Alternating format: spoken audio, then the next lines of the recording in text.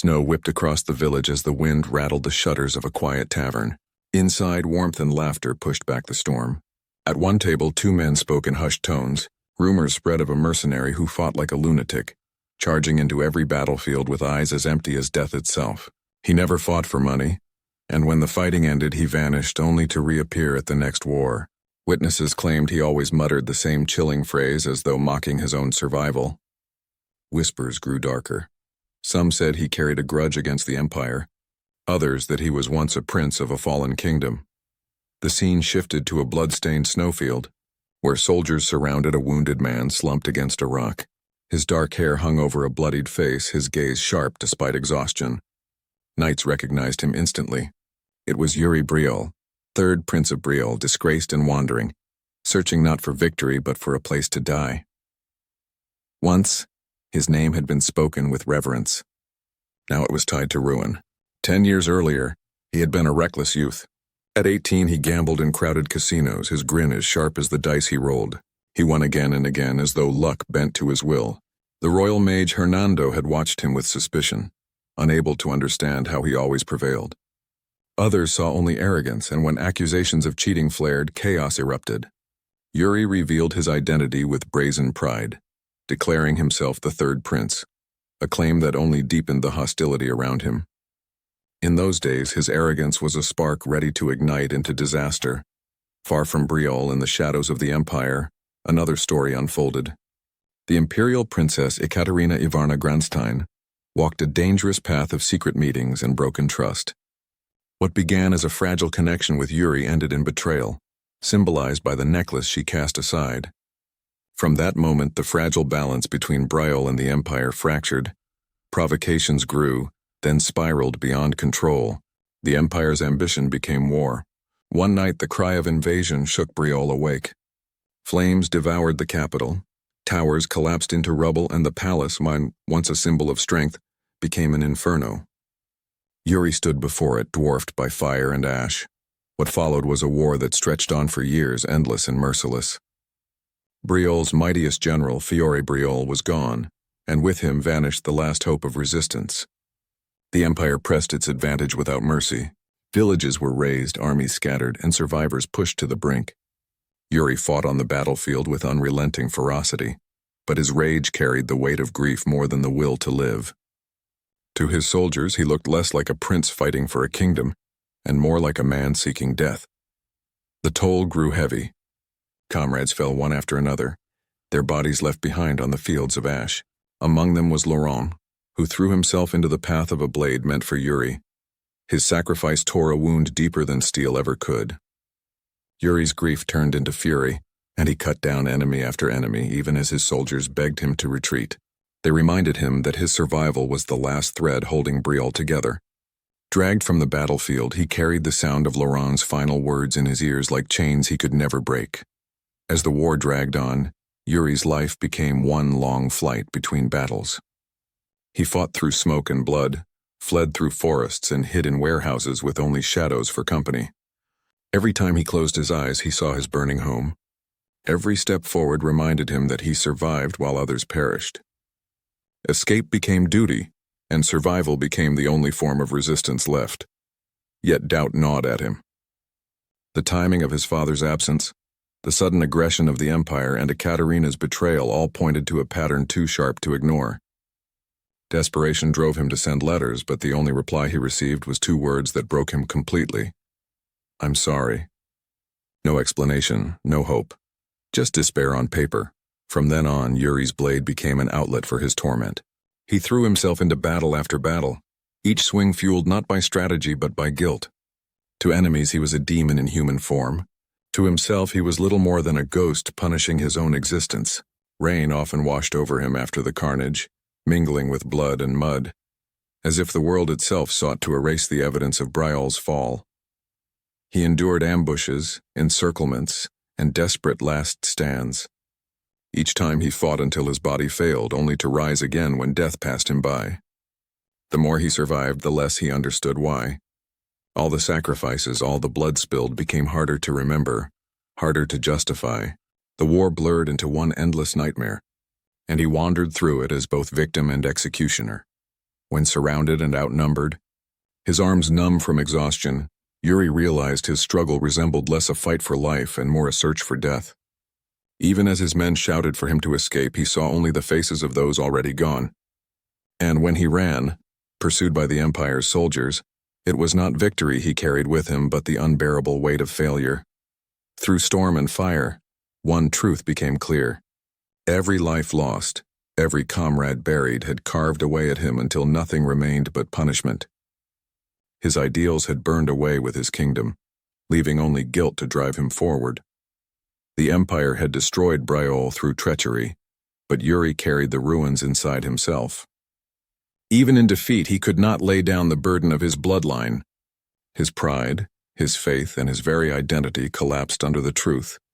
And then, at the breaking point, came the echo of his name.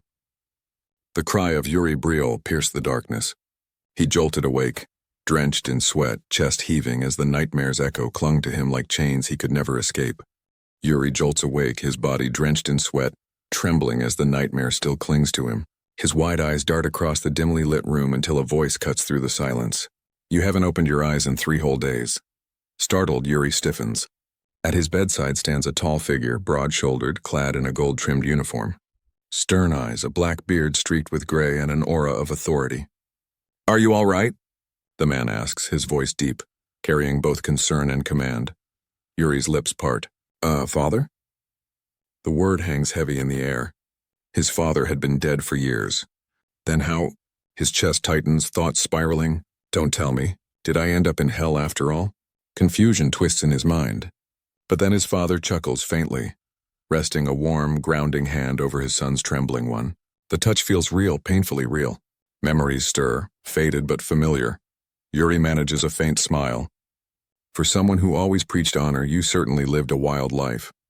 The moment lasts only a heartbeat before, smack, his father's palm cracks against his head. "What nonsense are you spouting?" Yuri yelps, clutching his scalp. "Can't you drop that bad habit even in hell?" "Repent," his father roars, the command booming like thunder. The mix of warmth and irritation feels so vivid, so alive. It's as if the past itself is bleeding into this moment.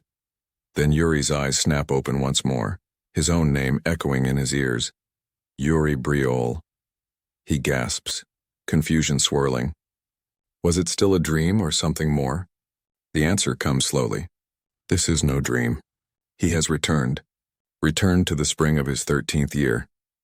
The castle rises beneath blooming cherry blossoms, petals drifting in the sunlight. The air is warm, untouched by tragedy. At the dining table, laughter rings, parents and brothers together in a memory he thought forever lost. Now it is real again. Yuri Briol, the third prince, has been given a second chance. Curtains sweep open, flooding his chamber with golden light. A servant's voice calls gently, "Your Highness, it's time to get up." The boy stirs beneath the blankets. A new morning, and with it a new fate. But Yuri is not one to let doubt linger. He turns to Ina, the maid, and with an almost mischievous seriousness declares, "Slap me." 3 times. "Make it sting." Ina freezes, horrified. "What? That would be treason." Yuri only smirks. "It's not treason if it's my order." Reluctantly, she obeys.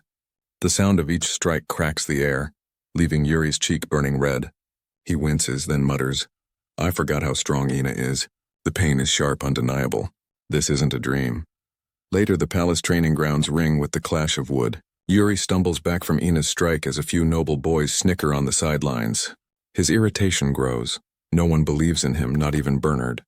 Bernard, the man once known as the sword demon. His wooden blade moves with deadly precision, but his lessons lack spirit. Yuri remembers why.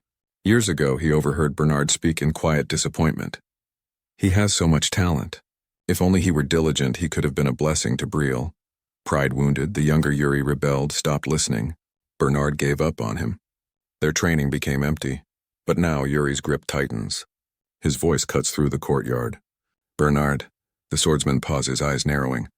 "From today on," Yuri declares, determination blazing, "things will be different." Bernard studies him in silence. Then a faint smirk. Without warning, blue aura erupts around his blade, raw power crackling in the air. "Very well," he says, "then let us begin."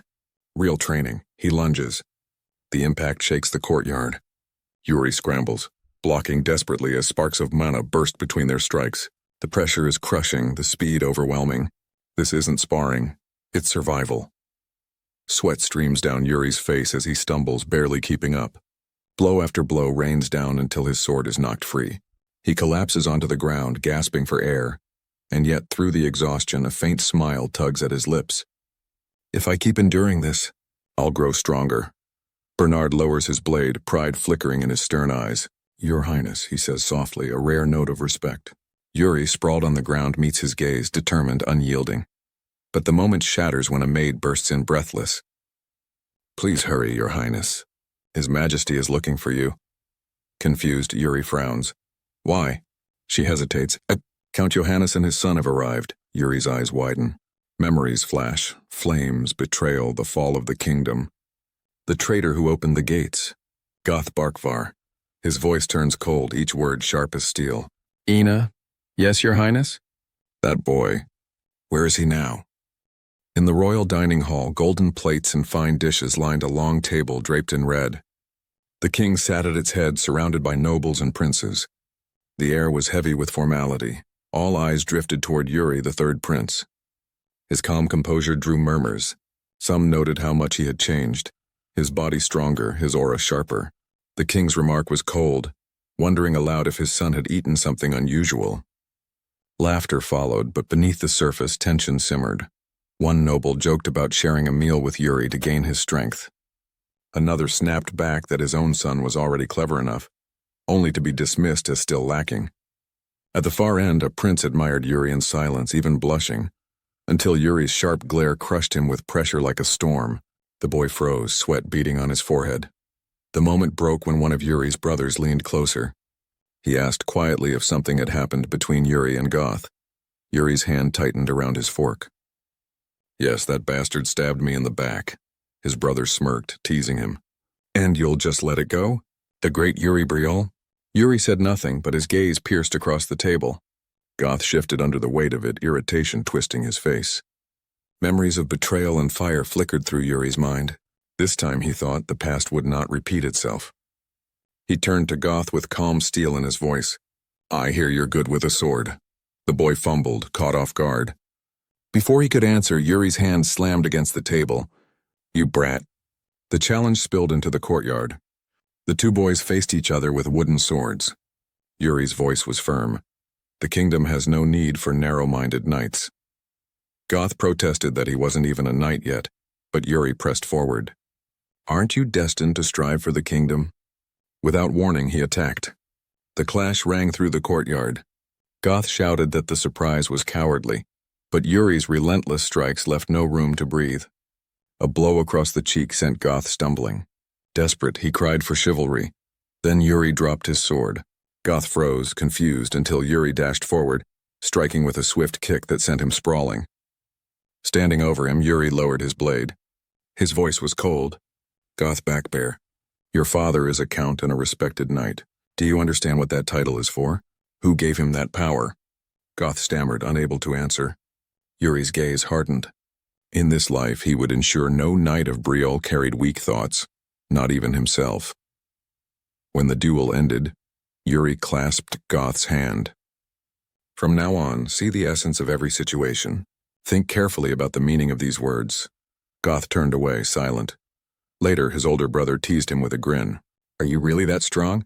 Honestly, I thought you'd lose. Yuri gave him a flat look. What on earth do you take me for? The reply came quick. Our kingdom's biggest troublemaker and gambler. Yuri's face grew serious. I'm not going to be like that anymore. So you should stop causing trouble too. The unexpected words left his brother stunned. Yuri smiled faintly to himself. Have I really gone crazy? Training continued into the evening. Exhausted, Yuri collapsed to the ground. His instructor approached, telling him it was time to learn a mana method. Yuri was surprised, but Bernard explained it would not be his own. Instead, he recommended the Briloan method, pure, efficient, and worthy of royalty. Yuri remembered mastering it in his past life as a mercenary. But this time, he wanted more. He asked Bernard to recommend someone from the royal guard with outstanding aptitude. Bernard thought carefully, then spoke. If we speak only of aptitude, Gerard is exceptional. Memory stirred. In his past life, Jared had survived until the very end of the war. Barely. His skills were poor. His body untrained, his desperation wasted on raw potential left untouched. Yuri recalled standing beside him in the inferno, both of them nothing but rusted swords. Now, reborn with knowledge of what was to come, Yuri's resolve sharpened. He would not waste that potential again. As the sun set, painting the sky in shades of orange and red, Yuri rose with determination. "Well then," he murmured with a faint smile, "shall we pay our slacker knight a visit?" Inside the training grounds, a blond knight gripped his sword, preparing himself. From a distance, Yuri watched, his lips curving into a subtle, knowing smile. The evening sky deepened into shades of crimson and violet, the last light of the sun spilling across the castle walls. From a balcony overlooking the training grounds, two knights stood watch, their armor faintly glowing in the twilight. Below them, the courtyard rang with the sharp crack of wooden swords. Soldiers locked in practice matches, their voices rising in grunts and laughter. The third prince appeared, his confident stride drawing immediate bows. "Your Highness," a knight greeted respectfully. "What brings you here?" "I came to see how the training is going," the boy replied, his tone light but his gaze sharp. Down below, the soldiers sparred with passion, but the prince's eyes narrowed. "Indeed. They seem motivated," he muttered, then asked the question that made the knights exchange uneasy glances. "Where is Jared?" The recruit stood out quickly, his blade moving with skill but without effort, his footwork cautious, almost lazy. He did just enough to avoid defeat, nothing more. The prince frowned. So Bernard was right. He's only pretending to train, already rusting before he's even begun. The air shifted when the prince requested a wooden sword. He pointed directly at Jared. "That one. I'll spar with him." Gasps rippled through the courtyard. Jared stiffened as heads turned toward him. He stepped forward reluctantly while the prince moved with calm confidence. The two met in the center, golden light from the high windows casting long shadows across the floor. From the sidelines, comrades shouted encouragement. "Newbie, don't embarrass yourself." Another added with a grin, "Stay sharp." The prince's voice cut through the noise, steady and cold. "Jared, show me what kind of knight you are." Jared hesitated before muttering, "Fine." Their blades met in an explosive clash, the crack echoing like thunder. At first, Jared's movements impressed. His strikes were sharp, his timing precise, his defense solid. "As expected of Jared," one knight exclaimed. But the prince's expression never faltered. He met every strike seamlessly, adjusting to Jared's rhythm with unnerving ease. Their swords locked together, sparks of friction flying. The prince tilted his head, lips curling in a taunt. "Not fun, is it? This is nothing but a performance." With sudden force, he shoved Jared back. "Let's do it properly now." The duel escalated. Jared gritted his teeth, attacking harder, his blade slicing through the air with fury. Sparks burst with each clash. The prince staggered under a heavy blow but held firm, eyes blazing. "Even against a knight, I will land at least one hit." He launched forward with explosive speed, his wooden blade crashing down. Jared stumbled, stunned by the impact. Gasps rippled through the crowd. "He hit him?" one soldier cried in disbelief. Cheers erupted. "Your Highness, that was amazing." The boy straightened, smiling with pride. "That's more like it." His breathing was heavy, but his spirit was unbroken. Jared's unease deepened. Though he pressed the attack, it felt as if he was being cornered. What is this? I'm the one attacking, yet he's the one in control. Frustration burned.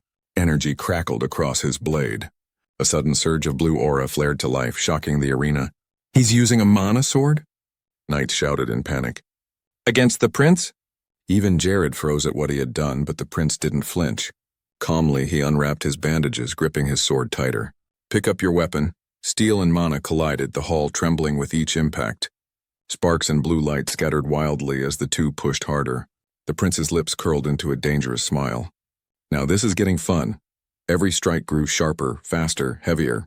Jared drove forward with raw strength, his aura surging. Yet the boy didn't falter. He matched him blow for blow, his determination burning brighter with each clash.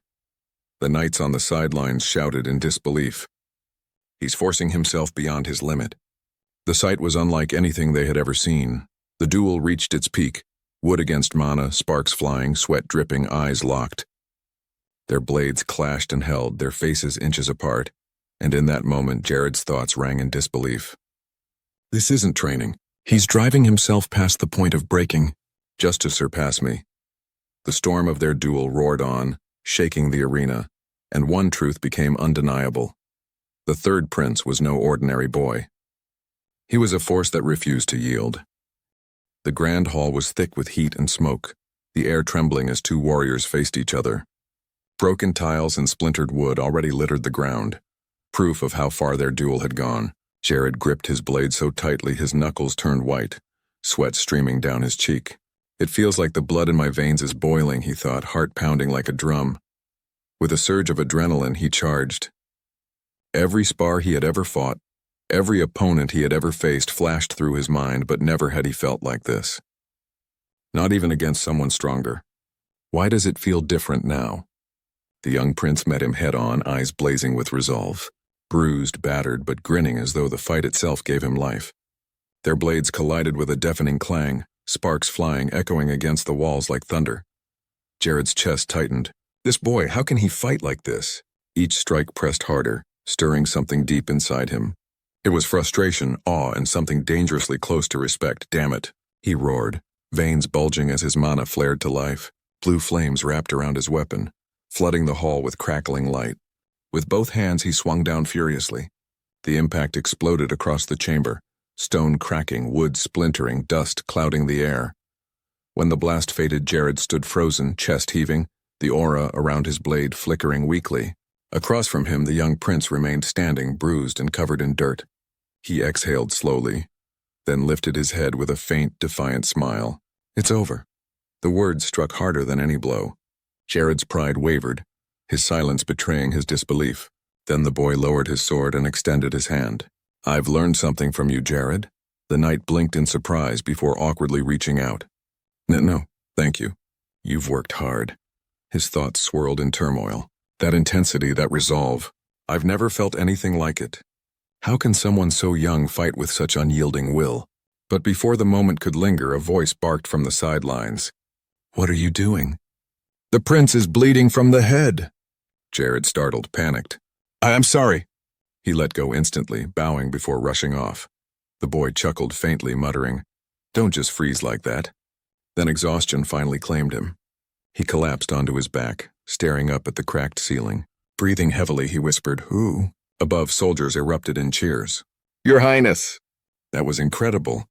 Fists were raised high, the sound of their celebration filling the chamber. From the balcony sand, the captain of the royal guard stepped forward. His sharp eyes studied the boy lying below, taking in every detail. The prince looked up in surprise. Captain, when did you arrive? Just now, came the calm reply. There, beneath the golden lights of the hall, the young prince lay sprawled across the floor, exhausted, but victorious. His broken sword rested at his side, a symbol of both weakness and unyielding strength. Days passed. The storm of battle gave way to peace, the palace once again filled with sunlight. Birds wheeled above its gleaming spires, fountains glittered in the gardens. Through the marble colonnade walked Jared, his steps heavier than before, his posture sharper. His eyes caught the figure waiting ahead. You're off duty now, right? The boy called casually. Third Prince, Jared muttered, caught off guard by his presence. The prince smirked, leaning against a pillar. Good, come with me, we've got somewhere to be today. I still need to train, Jared replied stiffly. You've already come to your senses, the boy cut him off, his voice confident. That's thanks to me. You should repay the favor. Jared sighed, defeated by the boy's boldness. Understood. They walked side by side. Jared frowned. Where exactly are we going? Just follow me quietly, the prince answered, his tone both casual and commanding. Then his eyes gleamed mischievously. Don't worry. I'm bringing one more person. He cupped his hands around his mouth and shouted, Ay! From a distance, a figure turned, a man with silver hair and a flowing black cloak. Hernando, Royal Mage of Briol, Hernando, the boy called. The mage raised an eyebrow, clearly unamused. What is it, Your Highness? We've got somewhere to go. Assist me, the prince ordered firmly. Hernando scratched his head. I'd like to, but I've got pressing business. I'll pay off your gambling debt, the boy interrupted coldly. The mage froze, eyes widening. Are you serious? Yes. Everything you lost to me, wiped clean. Hernando pulled out a folded paper with a sly grin. Then let's put it in writing. The boy's expression fell flat. Is the name of the third prince really worth so little? He buried his face in one hand, muttering in frustration. Jared, he snapped suddenly. You vouch for me. The knight stiffened under the sudden pressure. Understood. Satisfied, the mage chuckled. Well then, shall we be off, your highness? The boy's gaze hardened, his words cutting sharp. Our destination is Sword Mountain. Jared and Hernando stiffened in shock. The prince lowered his chin, lips curling into a determined smile, the jewel at his chest catching the sunlight. From this moment on, his eyes blazed with conviction. We're going to raid the Founder's dungeon. The stone corridor stretched endlessly beneath the earth, its damp bricks breathing out the chill of centuries. Cobwebs clung to the ceiling, vines crawled across the walls, and the flicker of a lone torch was the only light against the darkness. Jared held the torch high, sweat glistening on his brow despite the cold air. I didn't even know a path like this existed beneath the royal palace, he muttered uneasily, the shadows stretching long behind him. His voice bounced down the passage before he asked, Your Highness, what's at the end of this cave? Yuri, walking ahead with calm, unwavering steps, answered firmly, It leads to Sword Mountain. Jared nearly stopped. Sword Mountain? The one from the legends about the Founder himself? Yes, Yuri replied, his tone leaving no room for doubt. His thoughts weighed heavier than his words. In another life, after Briol had fallen, the Empire uncovered a dungeon there, said to be the Founder's legacy. Back then it had been nothing but an escape route for him, a path of survival that left the true inheritance in enemy hands. This time would not be the same. His jaw tightened. Unlike the past, I will not flee. I will move forward. The corridor eventually gave way to sunlight. A heavy stone door groaned open, vines snapping as Yuri pushed it aside. Beyond lay a vast forest, Sword Mountain looming in the distance. Hernando's eyes narrowed as he followed them out. So this is where Sword Mountain begins? By the way, Your Highness, that door, it looked like an artifact. Where did you even get the key? Yuri's gaze hardened. You don't need to know. Hernando's mouth twitched. Right, of course. As they walked, Hernando brushed against a thicket of thorned leaves. He yelped, jerking back as blood welled on his hand. Ah, it stings. Be careful, Yuri ordered, sharp and unbothered. The leaves here are dangerous. Don't get careless in nature. 1. Hernando. 0. The forest thickened, the air heavy with damp earth. Branches snapped as the three made their way forward. Hernando leaned close to Jared, whispering with suspicion, Has the prince eaten something strange lately? Jared shrugged, half amused. It seems like it. Are you two not coming? Yuri's voice rang back, impatient and cutting. Leaves whipped behind him as he strode ahead. Hernando sighed. Some things never change. Suddenly, Yuri stopped cold, raising his hand. Quiet. From the shadows, low growls rumbled. Pairs of glowing eyes appeared one by one until a full pack of direwolves stepped into view, their teeth bared. They're pack animals, Yuri said calmly. Expect more of them. Hernando blinked, bewildered. How did you even know that? I read it in a book. A book? Hernando sputtered, frozen in disbelief. They tried to slip past quietly. For a moment it seemed they might succeed, until Hernando stepped down hard. Crack. The sound snapped the forest into chaos. Wolves lunged from the brush, snarling, fangs glistening. Hernando froze, stammering, ah, before Jared burst forward. Mana flared bright blue along his sword as he cut the first beast down in a single strike. Blood sprayed the leaves as the body hit the ground. Impressive, Yuri noted sharply, his tone calm but approving. You knew their fur was tough and used mana. Well done, but... His expression hardened. This is far from over. The largest of the wolves stepped forward, eyes glowing like molten fire.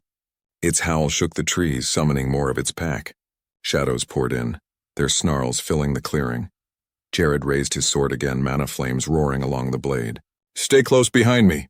The clash exploded. 2 wolves lunged together, claws raking through the air. Jared roared, his blade blazing as he cleaved through them in a single arc.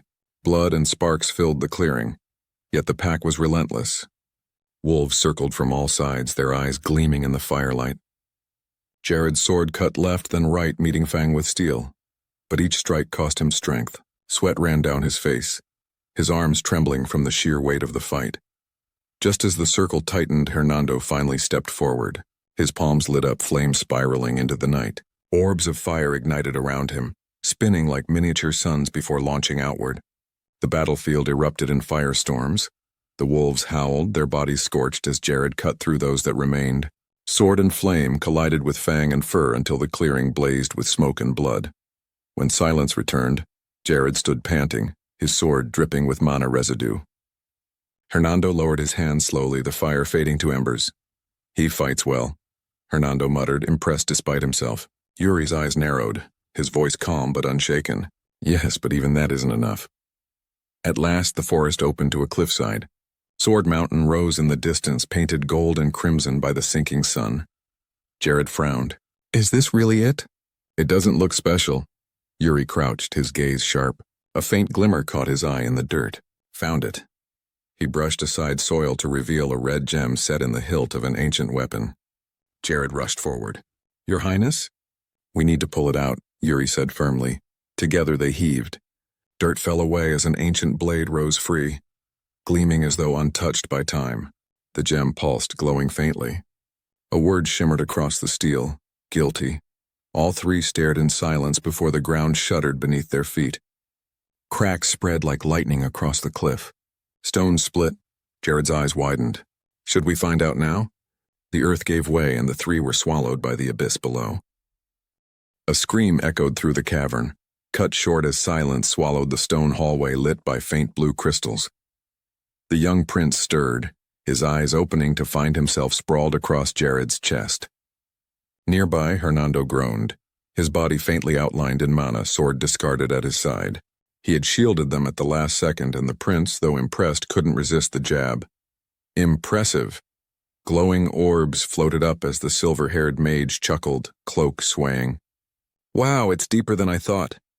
His casual tone grated against the tension. Yuri's frown cut through the air. "Did you ignore the prince's safety just to protect yourself?" The mage laughed nervously. It was urgent." Before more could be said, a sharp click echoed. Red light pulsed in the stone ahead. The mage pointed. "Prince, look." But Yuri's cold reply came first. "If this is a distraction, it won't work." The glow twisted into motion, red streaks tearing the air. "It's a ghost," the mage yelped. From the shadows emerged a towering figure clad in corroded armor, cloak tattered, eyes burning crimson. "A death knight," Yuri muttered grimly, sweat rolling down his cheek. "Jared, get up," he barked. Half-conscious, Jared groaned. I said get up." The force of his voice snapped the night awake. Jared stumbled to his feet just as the figure advanced, its oppressive aura filling the chamber. "Prince, step back. I'll take care of this." Yuri raised a brow. "Oh, wow. Took your time." The Death Knight's steps boomed closer, blood-red mist spilling from its armor. The boy whispered again, sharper this time. "Death Knight?" Once a knight, now reborn stronger in death than life. But Yuri's voice stayed calm. "It's fine. This one isn't dangerous." "How can you be so sure?" Jared demanded, blade raised, sweat dripping. "Because I can feel it," Yuri replied. This was no ordinary monster. This was the guardian of their ancestors' dungeon. Why would it harm the bloodline of Briol? The Death Knight stared, silent. Then suddenly his gauntleted hand gripped his weapon and swung. "Prince!" His allies screamed. The strike split the stone, the entire chamber shaking. Gasps followed. One companion even muttered, horrified, "I can't believe the prince's head got split in half." Yuri turned, hair trimmed but head intact, glaring. "Watch your mouth," the Death Knight's eyes flared crimson. That arrogant attitude. Just like his. Yuri narrowed his gaze. "Who's he?" The name fell like a curse. Yuri Briol. Both companions froze. The boy's voice steadied. Yuri Briol, the first king.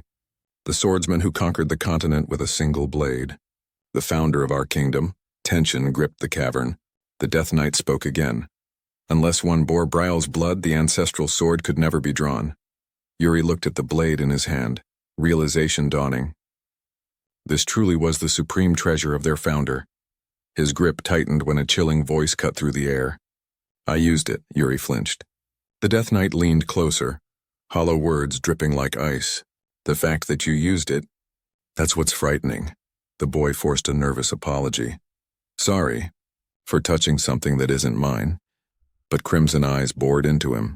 Heir of Briol, state your reason for coming here. Summoning every ounce of resolve, Yuri's voice rang out.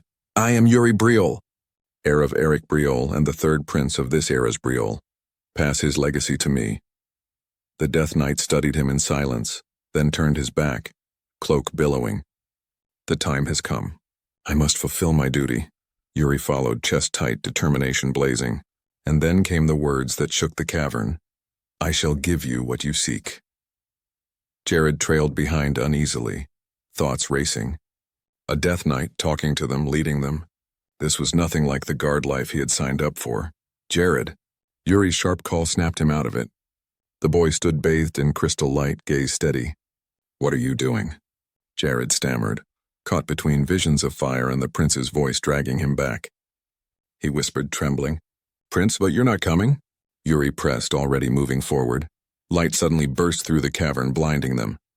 The Death Knight's voice thundered, You are worthy. When Yuri opened his eyes, he was alone. The cavern was gone, replaced by a barren plain under a burning sky, jagged peaks rising in the distance. The ancestral blade hung at his side, heavier than ever. His breath caught. Where am I? The trial had only just begun. He walked forward across the wasteland until a silhouette appeared on the horizon. Against the sun stood a man with a sword. Yuri's heart raced. The Founder? He whispered, before his instincts screamed. The figure slammed into the earth, dust exploding, the ground shaking. That's not human, Yuri gasped, bracing himself. The creature lunged, blade raised high. Steel met steel, Yuri barely holding back the strike. Ugh, then light flared. A sword of pure energy took shape in the creature's hands, glowing with deadly brilliance. Yuri's eyes widened in awe and dread.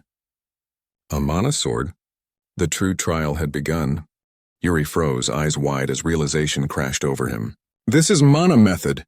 Before him, the faceless figure pressed glowing mana into its chest, forming a radiant core that pulsed like a second heart. Blue energy erupted outward, wrapping its entire body and blade in crackling light. Yuri's grip tightened on his sword, sweat trickling down his temple. It's showing me the way to wield mana itself. The figure lifted a finger, almost like a teacher giving instructions mid-lesson. Yuri blinked, baffled. Wait, you actually expect me to copy this? Right now?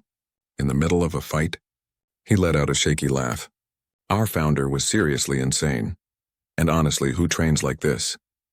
No manuals, no lectures, just watch me swing a glowing sword and figure it out. Real motivational stuff. The boy steadied his breath, eyes fixed on the glowing warrior. Training someone who hasn't even learned mana yet, by throwing them into live combat. It was madness. But maybe only someone with 2 lifetimes could survive this kind of madness. Someone like him. Dropping to one knee, he pressed his palm to the ground. Streams of light coiled up his arm, flickering unsteadily. Was it like this? He muttered. Mana shimmered faintly across his skin, trembling under his control. Hey! The faceless figure barked, snapping him back. Yuri clenched his teeth, lifting his sword as sparks danced across the blade. I'm still confused, he admitted, determination blazing in his eyes, but fine. Let's do it properly. The faceless opponent grinned, raising its own radiant weapon. Yuri tightened his stance, voice low but burning with conviction. I have to get stronger. Because sooner than anyone thinks, the Empire will invade Briol. The vision twisted. Dark skies drowned in blood-red light. A shadowed figure appeared, green eyes glowing with menace, an army behind him. His voice thundered.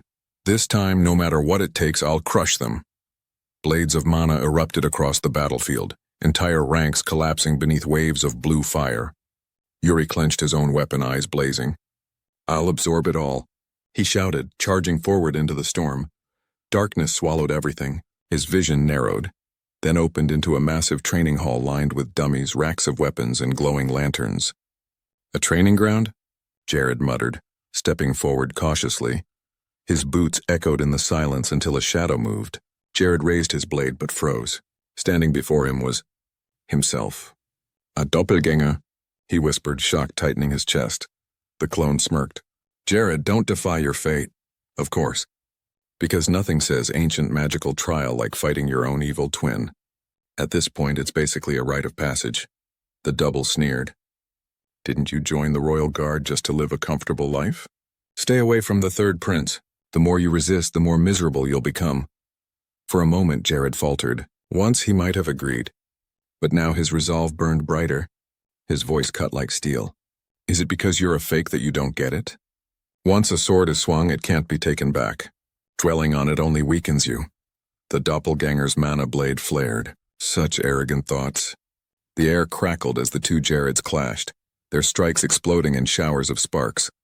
The battle raged. How monotonous. The clone taunted mid-swing. Defense without risk, nothing but fear.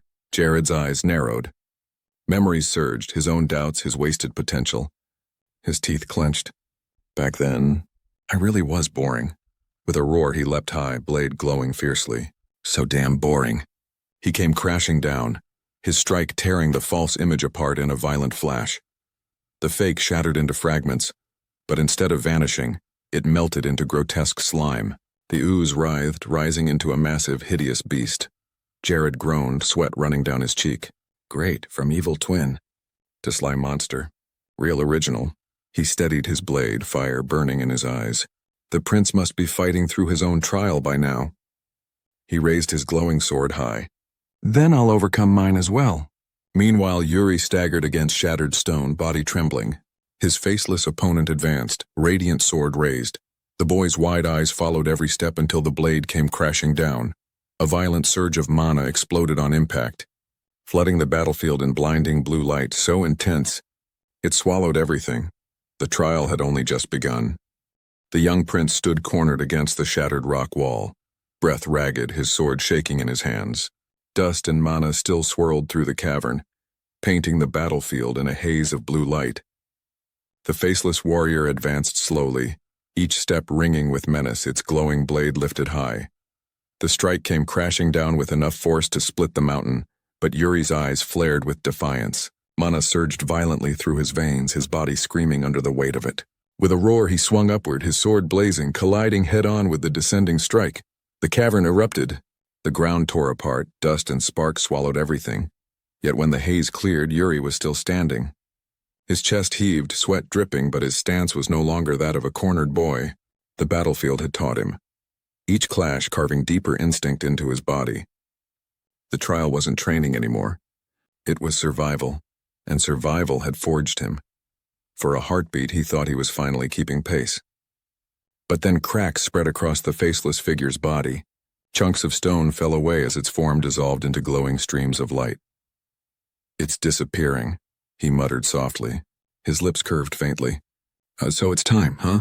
Thank you. Gratitude filled his chest, but it ended with a wince. Pain surged through him, forcing his eyes shut.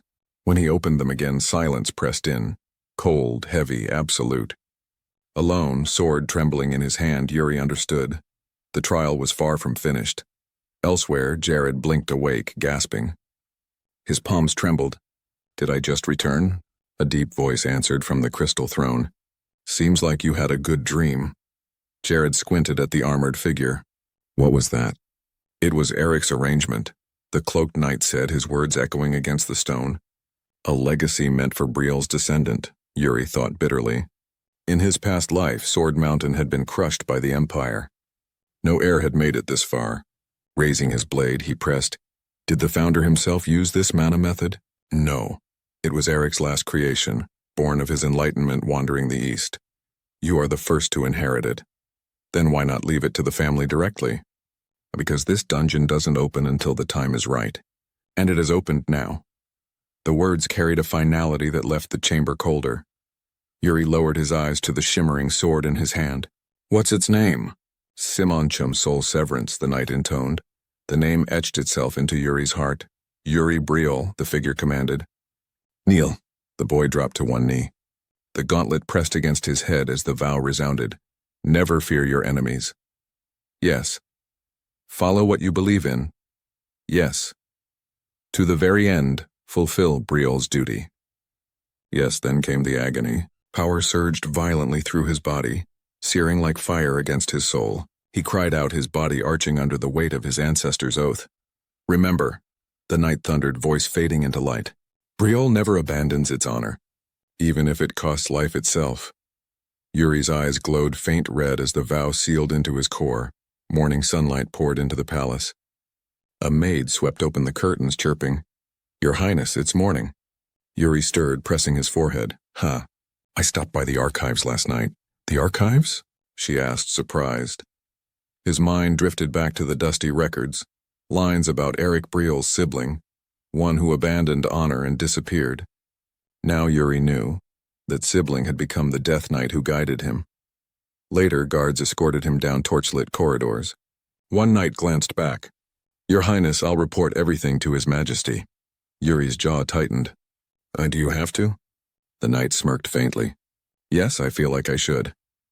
And here's the part where every viewer collectively sighs. Nothing like being joyfully ratted out before breakfast. In the throne room, golden chandeliers glowed above as his father's sharp eyes locked onto him. "Hernando told me everything," the king said coldly. "You snuck out, reached the founder's dungeon? And that sword. That's what happened," Yuri admitted. The king rose from his throne, listing names with disdain. "Your maid Bernard sent, even Hernando. All say you've changed. What changed you?" His hand pressed against Yuri's head. "Speak." Sweat gathered as Yuri tried to step back.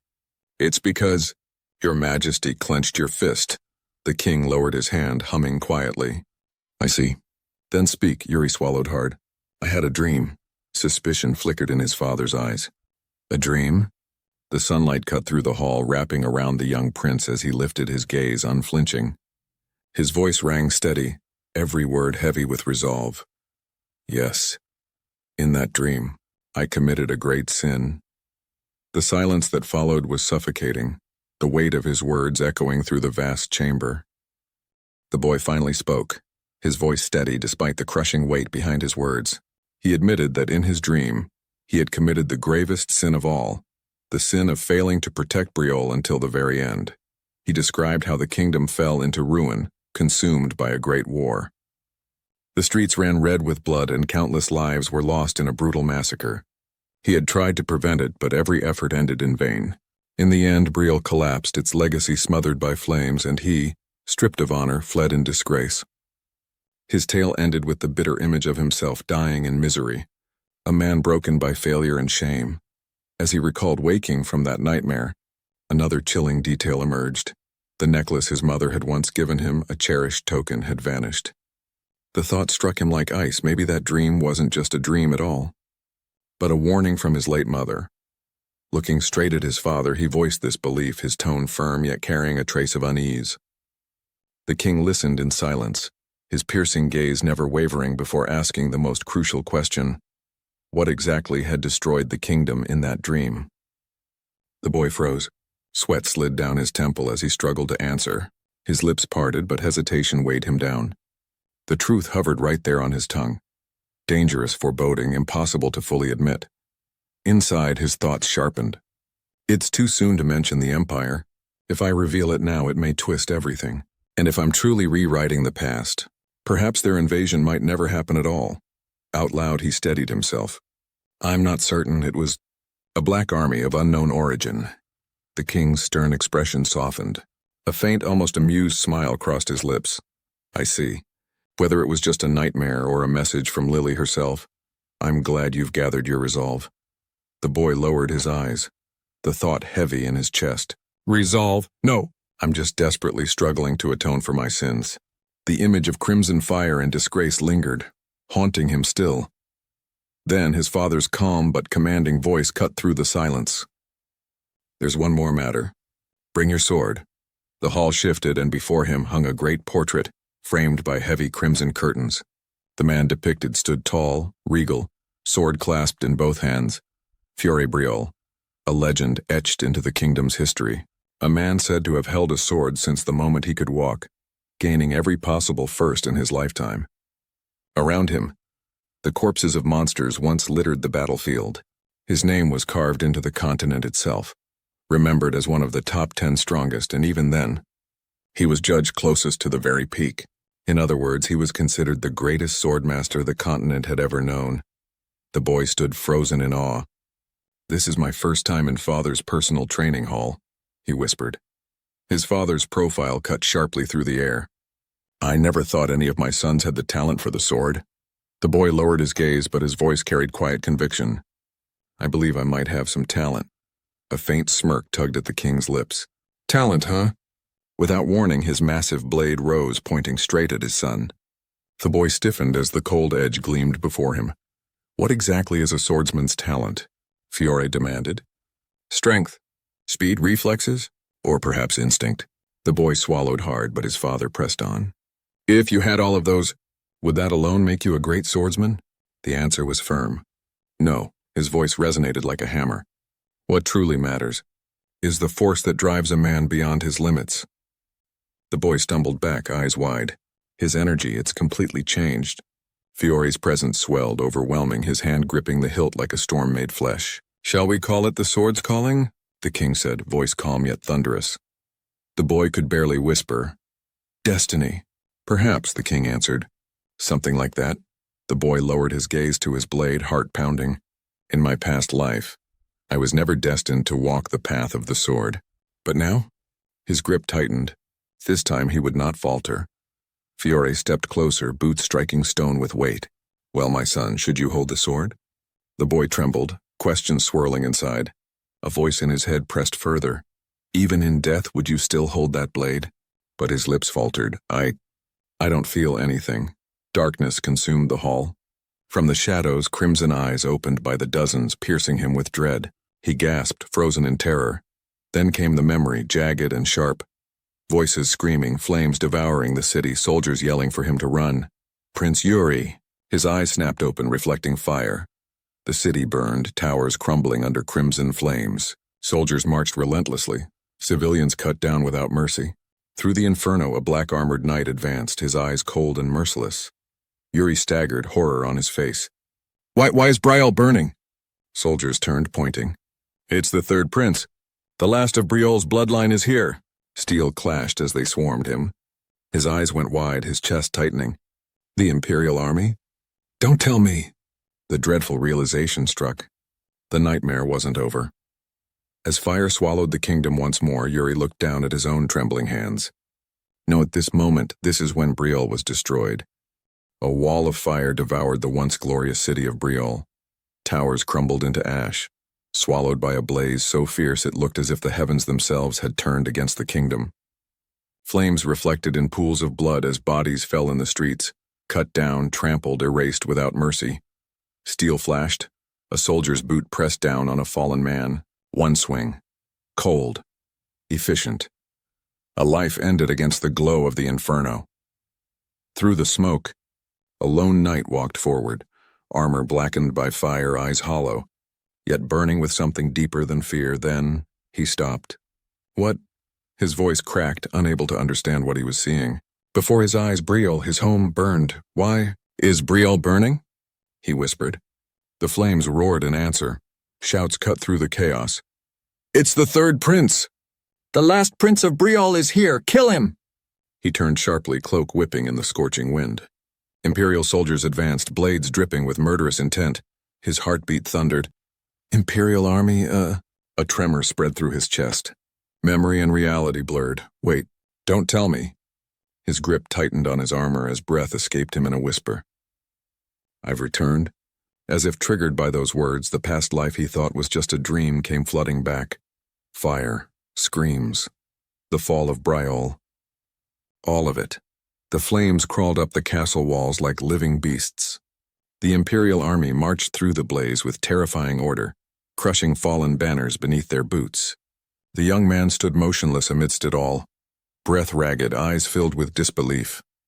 Was it all just a dream? He muttered. But the stench of burnt steel and blood proved otherwise. So this is how it ends. Briol destined to fall again. His sword lowered, the tip dragging along the scorched stone. It can't be stopped. Enemy blades glinted through the flames. He stood alone, scorched, wounded, cornered. But as the enemy approached, something inside him shifted. His heart pounded, echoing like war drums in his ears. But I already made a vow. A voice echoed from memory, stern and steady. Never fear the enemy. Do what you believe in. His eyes sharpened. Fear faded. Resolve took its place. With a sharp breath, he raised his sword, this time not as a desperate survivor, but as a Prince of Briol. Steel met steel. Sparks burst. Blood followed. Flames swallowed the world around him as mocking voices echoed from beyond the inferno. Prince of Briol, you're a dead man now. Just give up already. He didn't flinch. Briol, he murmured, his grip tightening around the blade until his knuckles bled. Then, lifting his sword, blue mana crackled along its edge. House never throw away its honor, even if it means death. Ah! His roar tore through the fire as he charged, blade crashing into enemy steel like thunder. Spears lunged toward him, armor shattered. Blood sprayed across the burning ground, but still he fought, eyes glowing with a crimson light that refused to die. Fulfill Briol's duty until the end, and then everything shattered. The fire vanished. The battlefield faded. Silence. He opened his eyes. The flames were gone. The great hall stood in their place, quiet, still, untouched.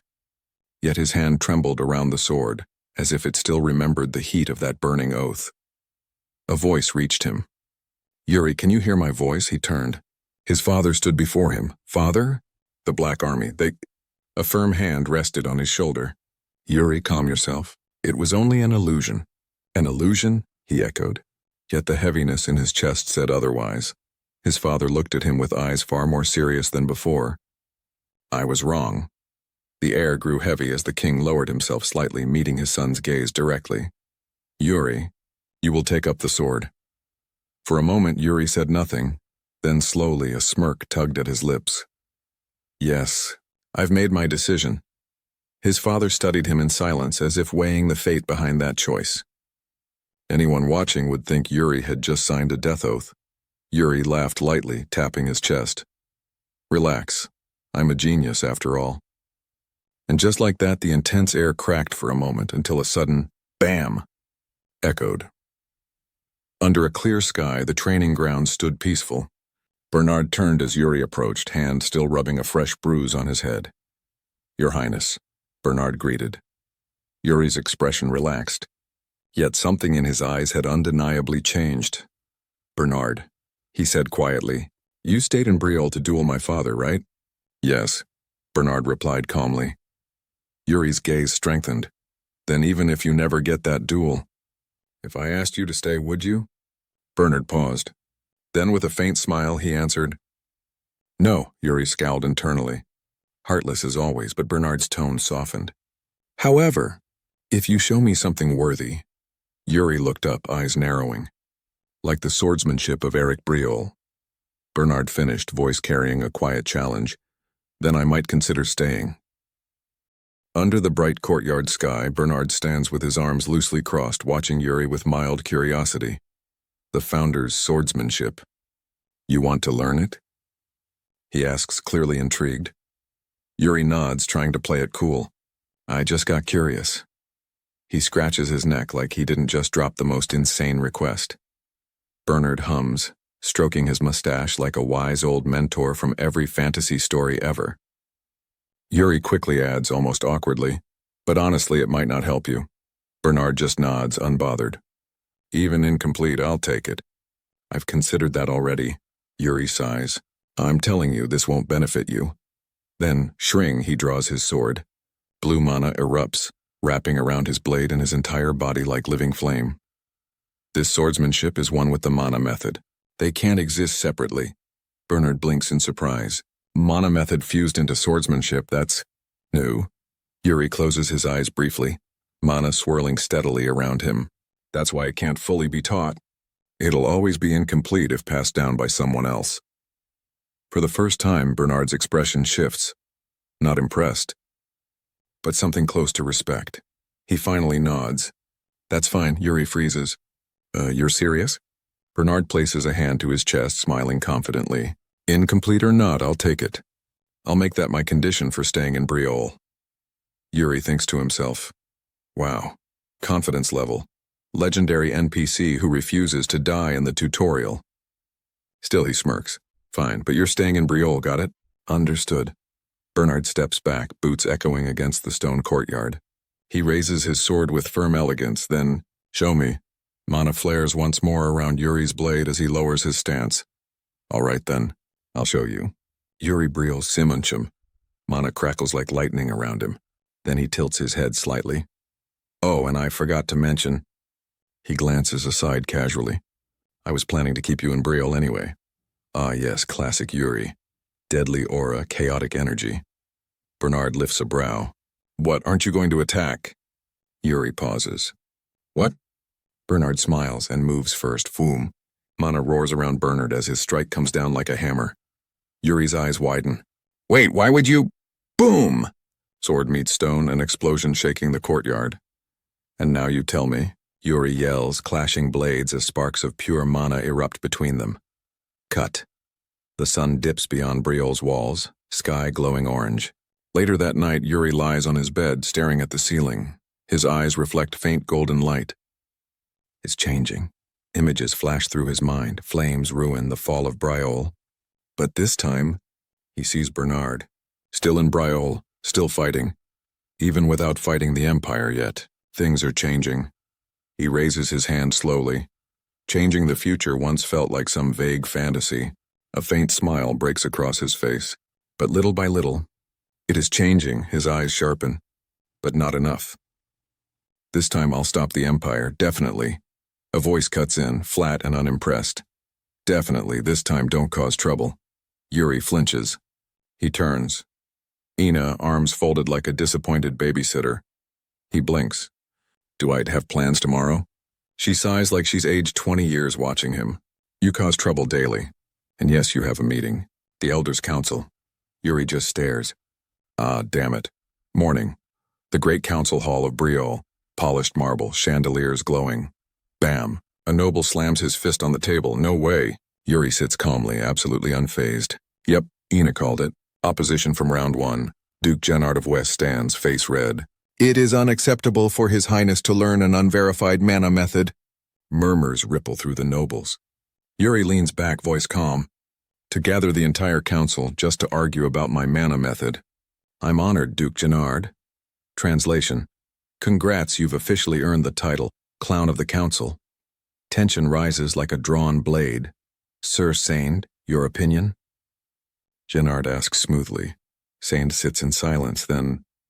I can't say for sure, Gennard's eyes gleam. You hear that? Even the Royal Guard captain disagrees. The council erupts. Voices clash. Hands slam the table. Everyone argues about his future while Yuri just watches, expression flat. Look at these guys. The Council of Wise Elders? More like a tavern debate with extra jewelry. The atmosphere grows heavy. Almost all hands raise against him. Mana flares faintly around Yuri's fingers beneath the table. If I hadn't already engraved Sim Hunchum into my core, I wouldn't be able to defend it now, just as Gennard smirks, ready to declare victory. A lazy chuckle echoes. A man in a crimson coat leans back casually, eyes sharp. May I say something? He doesn't wait for permission. In this grand hall, his gaze sweeps across the nobles like a blade. How many of you have actually fought an orc with your own hands? Silence, and just like that, the balance shifts. The council chamber falls silent, an uncomfortable kind of silence where no one wants to admit the truth. Calcio Irancha's words hang in the air like a blade. He looks around with a lazy smile, tapping the table. Oh, anyone here actually fought an orc before? Not a single elder raises a hand. Duke Gennard's jaw tightens. Who are you to speak like this? State your rank. Right. Calcio gives an exaggeratedly polite bow, clearly mocking the room. Calcio Irancha, Free Baron. Unfortunately dragged here by Count Sidor's order. Murmurs ripple through the council. A Free Baron, representing Count Sidor, the border lord known not for politics but for war. A man who didn't write reports. He wrote death counts. The mood shifts instantly. Calcio smirks. Count Sidor doesn't bother explaining himself in meetings like this. I assume you already know why. No one does. Obviously, he continues, voice casual like he's commenting on the weather. See, when you're actually on the battlefield instead of polishing chairs in council halls, mana methods don't matter that much. Briol style, Founded King style, Empire's Lion Fang. It's all the same if the swordsman holding it is weak. Then he turns toward Yuri. So, Your Highness, what do you say? The young prince speaks clearly, his voice steady. As a Prince of Briol, I will learn the mana method of the Founding King. I don't see how that is controversial. Calcio's grin widens in approval. There you have it. His instincts chose the founder's path, so I really don't get why people who hold neither authority nor actual responsibility are still talking. A twitch of rage flashes across multiple noble faces. Jenar slams a hand over the table. Such insolence. Calcio shrugs. Forgive me. When you spend every morning picking up corpses at the border, you develop personality. The nobles stiffen. Someone tries to salvage dignity. Well, the border has been rather quiet lately. Calcio's smile vanishes. Oh? So unless hundreds die, it's considered quiet? He leans forward. 4 men died the day I left. One of them was a friend I had breakfast with. Silence again. This time no one speaks. Yuri's eyes narrow. Orcs, Klein Duchy, the border. All the pieces start aligning in his mind. That's when he speaks. Have their movements changed? Calcio blinks, surprised. Yeah, more organized. A bit too organized. And Klein Duchy? Didn't they have troops stationed there? Calcio frowns. They pulled back suddenly. Yuri leans back slowly. And the villages near the retreat? Calcio's jaw tightens. Burned. Completely. The council starts murmuring, finally realizing this isn't just a debate about mana theory. Yuri's voice cuts through the noise. Did the Duke's third son screw something up? One of the younger nobles flinches violently. Yuri looks at him with the same calm expression one uses when stating the weather. Enough of this. He stands. I believe we've talked enough about my mana method. Let's shift focus to something actually urgent, Klein's retreat. The orc raids. Our borders. The council hall falls quiet, much quieter than before. Yuri turns toward the door. Let's stop spending time debating a teenage boy's training. Briol has more pressing enemies. And just like that he walks out, leaving the council humiliated, confused, and forced to follow his pace, not theirs. Later that night on the border, Calcio sits alone in a dim outpost room, speaking through a communication orb. So that's what the third prince said?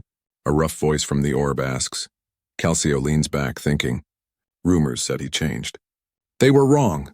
Wrong how? Calcio looks out the window.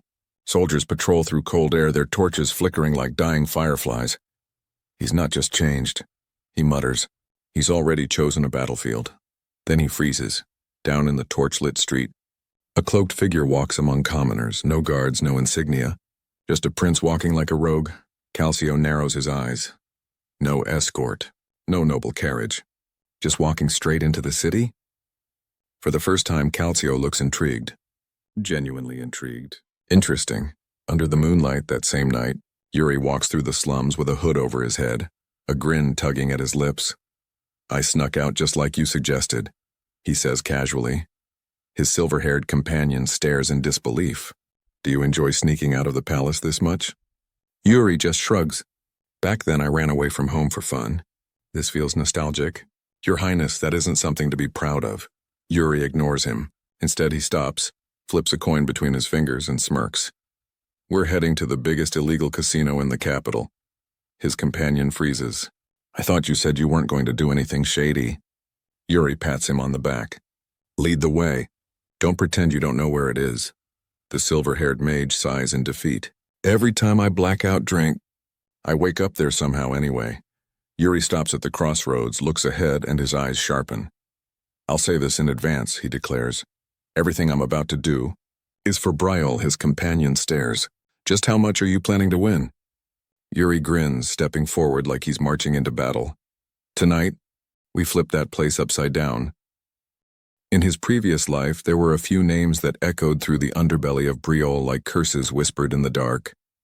First, the underworld king, a ruthless loan shark who ruled the black market from the shadows. Then, the merchant queen, a woman who built the greatest trading network in the entire continent. And lastly, the one that even criminals feared to speak of, an assassin, a silent monster who murdered the loan shark, took control, and painted Briol's streets red with fear.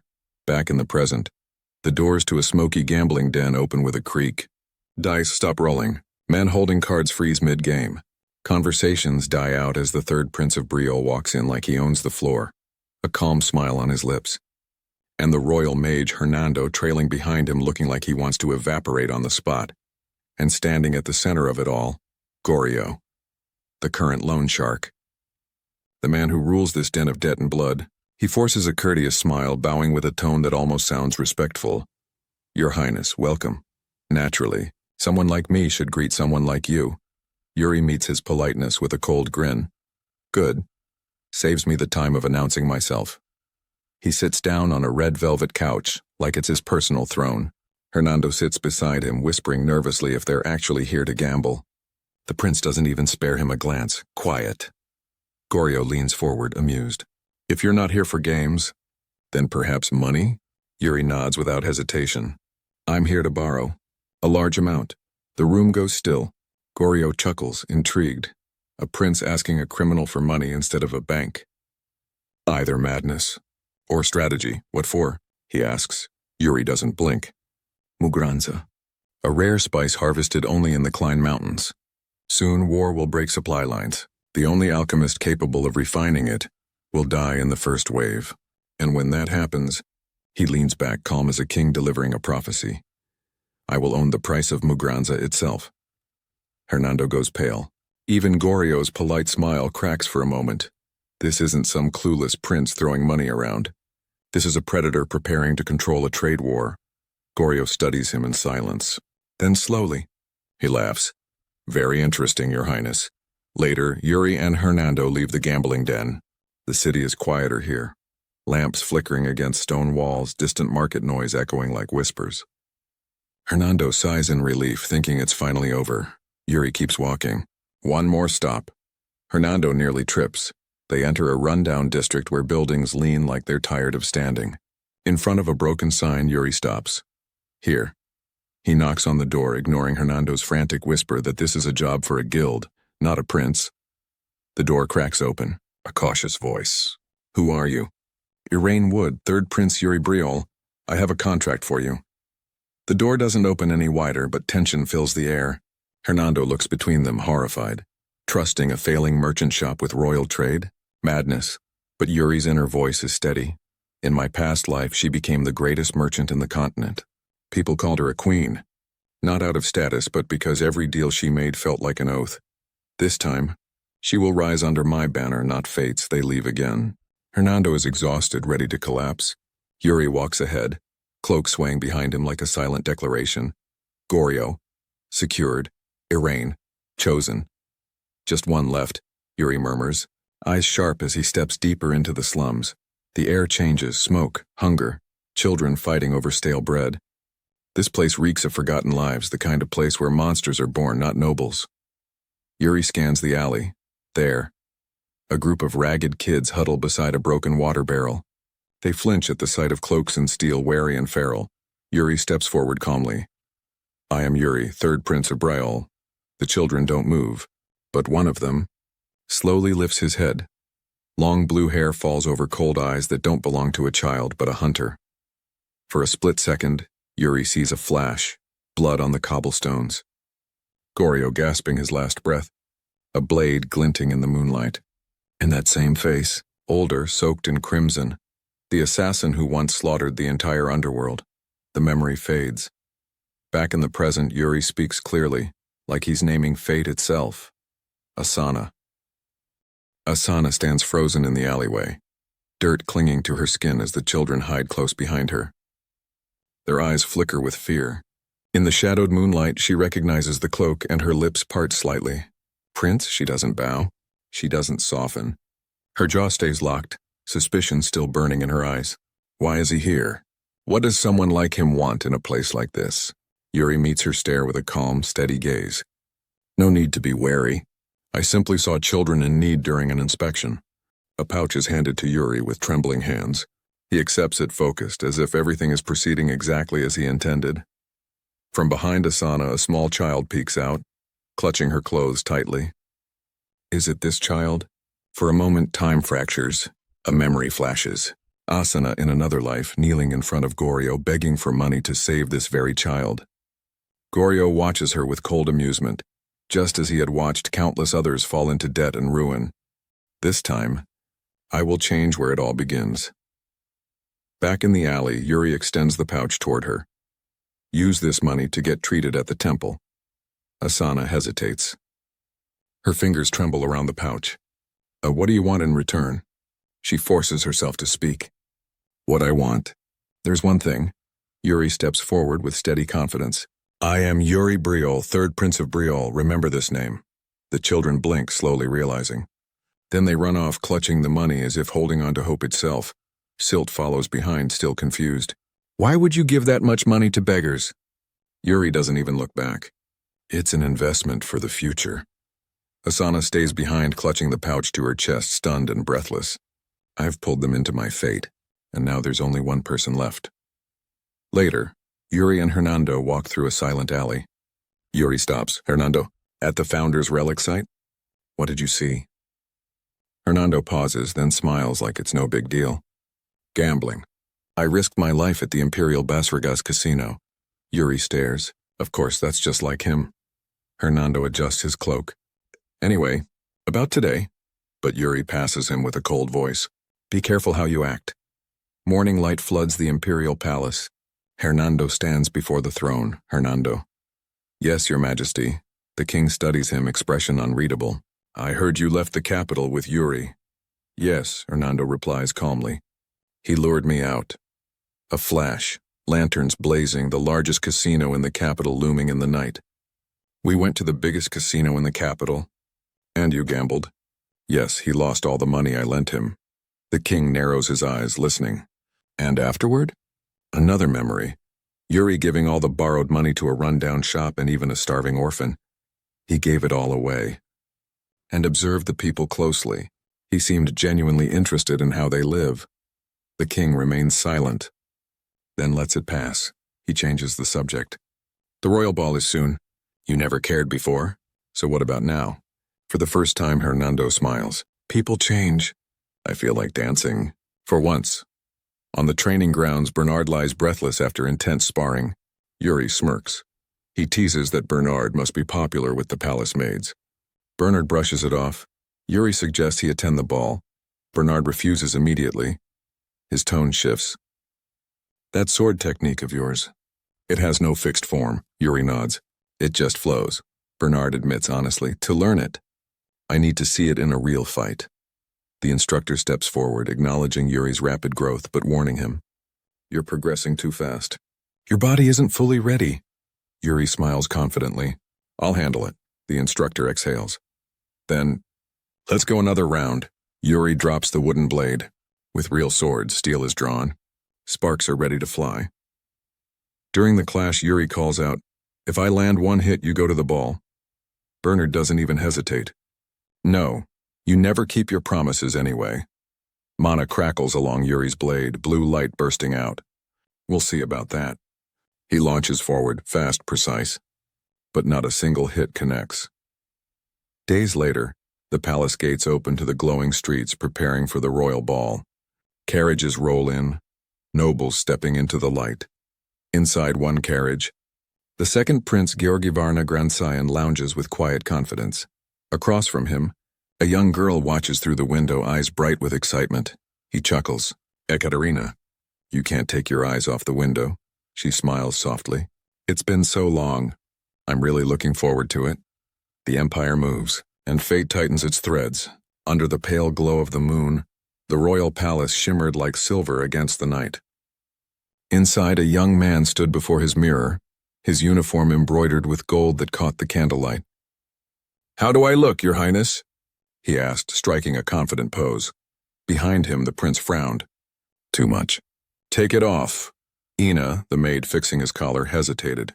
It looks pretty to me, she said softly. You used to like things like this. He didn't answer, just watched her in silence until she stepped back. There, all done. As she turned to leave, his voice stopped her. Ina. She turned, startled. Shall we dance? Her cheeks flushed. Pardon? I need practice, he said evenly, eyes calm. But I have no partner, she stammered, clutching her apron. Do we really have to? He chuckled. Don't tell me you'll step on my feet. I won't, she blurted, flustered as his hand found hers. Then follow my lead, he murmured. Their steps moved slowly, rhythmically beneath the chandelier's glow. Ina's heart raced, his hand firm but gentle. Are you underestimating me, Your Highness? She teased. I'm actually quite good. Oh? With who? He asked. I'm popular, she replied smugly, but this is my first time with someone this short. He blinked. She grinned. A beat later, Ina, you just stepped on my foot, she gasped playfully. Oops, another accident. Laughter filled the room, blending with faint music drifting through the palace. Elsewhere, in the grand ballroom, nobles twirled under chandeliers as the king watched from above, wine swirling in his hand, gaze cold and unreadable. The royal ball glittered with light and chatter. The young prince mingled politely among nobles, though his attention broke when a tall figure entered, the infamous Count Sidor. The man's presence alone seemed to chill the air. So even Sidor came tonight, the prince thought. This isn't just a social visit. Soon his older brother approached, composed and elegant. Still wearing those glasses, brother? He teased. It's nothing for you to worry about, the prince replied flatly. A ceremonial horn silenced the crowd. Doors opened wide and a man in a crimson cape strode in, his golden hair gleaming beneath the lights. The king rose, voice steady. Welcome, honored guest, the noble bowed. I'm grateful for your hospitality, your majesty. Then he turned. I've come with my younger sister. A hush fell as she appeared, descending the marble steps like light itself. Her golden hair shimmered, her sky-blue gown trailing gracefully. I greet his majesty, she said, voice soft yet clear. The young prince froze. Yekaterina. Memories hit, her smile, their hands entwined, and the heartbreak that followed. Never again, he vowed. But when her eyes met his resolve faltered. She was as radiant as ever. He looked away, trying to mask the turmoil while his brother greeted her warmly. The night carried on with laughter and music, but for him, time seemed to stop between what was and what could never be again. Later, by the banquet table, he stood quietly nibbling a cookie, watching his brother lead a noblewoman in a flawless dance, as expected of Cedric Young. A true monarch, he thought bitterly. His eyes drifted again to Yekaterina, now smiling as another man offered his hand. The sight cut deeper than he expected. He turned away sharply. Damn it, he muttered. Then a cheerful voice snapped him back. Your Highness, would you like a cookie? Ina appeared, tray in hand, and a bright smile on her face. Her warmth eased the tension in his chest. Thanks, Ina, you've worked hard. Think nothing of it, she chirped. Compared to cleaning up after someone every day, this is easy. He smirked faintly. Enough talk. Just give me more cookies. Her laughter lingered as she left, leaving him momentarily at peace. But peace didn't last. The sound of approaching boots drew his gaze upward. A tall man in a red cloak stood before him, presence heavy, eyes sharp. You are... The prince began cautiously. The stranger smiled faintly, his uniform glinting under the light. The Empire's second prince, Georg Ivarna Granzayan. Images flashed. Battlefields, blazing standards, the Empire's armies crushing Briol. The man who led our downfall. Forcing composure, Yuri bowed. Yuri Briol, Third Prince of Briol. Georg's smirk deepened. So you are the one. The air thickened. Power rippled, an invisible pressure coiling around Yuri's body. His breath caught. Sweat ran down his temple. 13 this year, aren't you? Georg said, eyes glowing cold green. Truly Fiore's son. Then as suddenly as it came, the pressure vanished. Georg stepped back, tone almost admiring. Such remarkable talent. Yuri clenched his fists. That wasn't praise. It was a warning. From the side, Cedric muttered darkly. What an unpleasant bastard. Then, a sharp crash. Everyone turned. Ina knelt on the floor, hands trembling. Crimson wine spreading across the polished marble, creeping toward Georg's cloak. The red stain touched the Imperial emblem. Her face drained of color. The Imperial emblem, she whispered. I've defiled it. The ballroom went deathly silent. Georg looked down, voice low and smooth. Oh no. His lips curved in a chilling smile. This child, he murmured, hand drifting to his sword, seems to have made a mistake. Steel rasped from its sheath, gleaming beneath the chandeliers. According to Imperial law, he said coldly, the punishment is execution. The chandelier sways, gold light scattering. Georg's sword is inches from a kneeling maid, and the ballroom is so quiet you can hear panic thinking. Have you come to disrupt my ball? Heavy footsteps. The king of Briol descends like a storm in a uniform. If you want blood, he says, stopping before Georg, spill it on your own land. Silence. Georg's smirk twitches, then he sheathes the blade. I ask for your majesty's understanding, he purrs. Translation, I'd like to keep my head today. The Empire and Briol have respected each other's authority, the king says. Georg's tone sharpens. And yet you don't. Then he drops the name. Gattensha. A yes. Diplomacy's favorite pastime, digging up old scandals at parties. When your majesty executed not a Briol knight but an Imperial one, Georg says, voice carrying to every corner. The king's jaw tightens. The ballroom suddenly feels less waltz, more battlefield. Georg lifts the blade again. This is the same. For peace and honor. Nothing says peace like brandishing a sword at service staff. The tip hovers at the maid's throat. There won't be much blood, he adds. Wow. Customer service voice execution content. Yuri's hands curl into fists.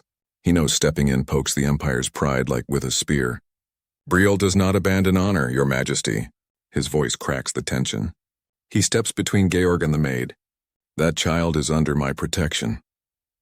Georg studies him, amused and annoyed, like someone just told him no for the first time in his life.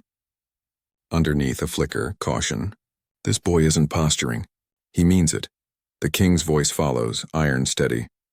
Then her fault is the same as my own. Yuri adds, calm but firm. I carry royal blood. Please take that into consideration. Gasps roll through the nobles. Finally something worth gossiping about besides pastries. Yuri lifts his chin. Withdraw the execution and grant a trial by combat. Georg laughs low. Yuri, the third prince. Yes, your majesty.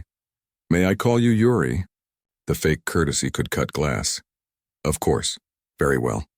I accept. The king exhales. Resigned, not weak. So be it.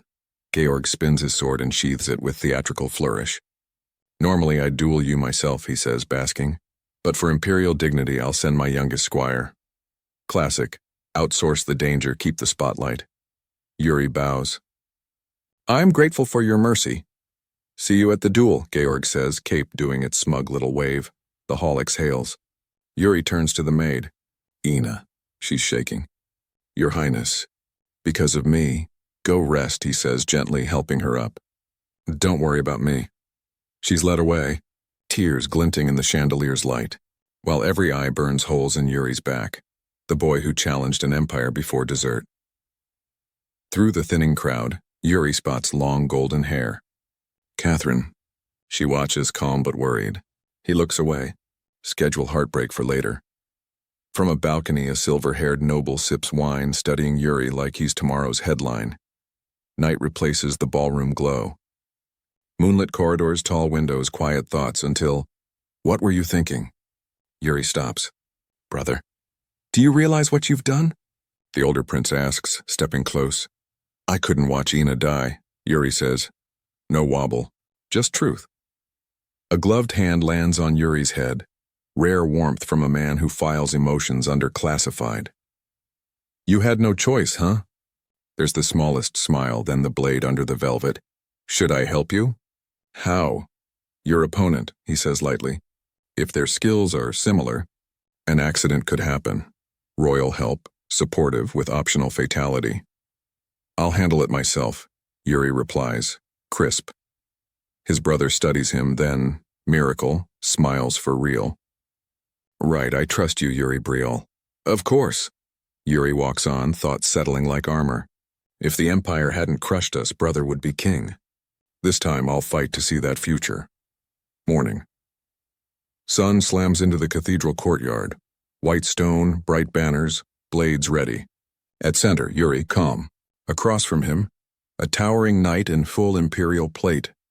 The stands fill with high-ranking nobles whispering like pigeons with titles. The third prince. Calling a duel? One scoffs. Lord Sened strokes his beard. The squire's stance is excellent. Quite imperial. Will his highness be all right? Another asks. Sened's mouth twitches. Look, all eyes drop to the arena. Yuri stretches. Rolls his shoulders. Exhales like this is a morning warm-up, not a national incident. Draws his sword in one smooth, unbothered line. There's no need to worry, Sened says quietly, pleased. Because in Yuri's eyes there's that red spark, the oath that doesn't bluff. In the hierarchy of magic there existed one title so rare that most mages would sooner explode their labs than reach it: Grand Wizard. Among the Magic Tower's elites, this rank was reserved for those who'd achieved Dokman Mado, the transcendence of mind and spirit. Basically enlightenment, but with fireworks.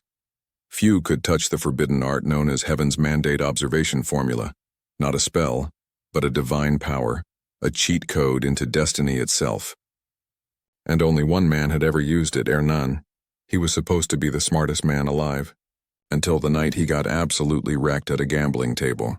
Across from him, a calm young man flicked poker chips like he was born doing it. "How can you not win a single round?" "You're terrible at this." Hernan twitched. For a man who could supposedly see fate, this was awkward. His mind screamed, "I can read anyone. But this boy? Nothing, no energy, no destiny. Just a blank screen." And in that emptiness, Hernan saw something terrifyingly familiar. The same shadow he once glimpsed through divine vision. A boy with black hair, royal eyes. The Third Prince of Briol. His vision burned again, a battlefield on fire.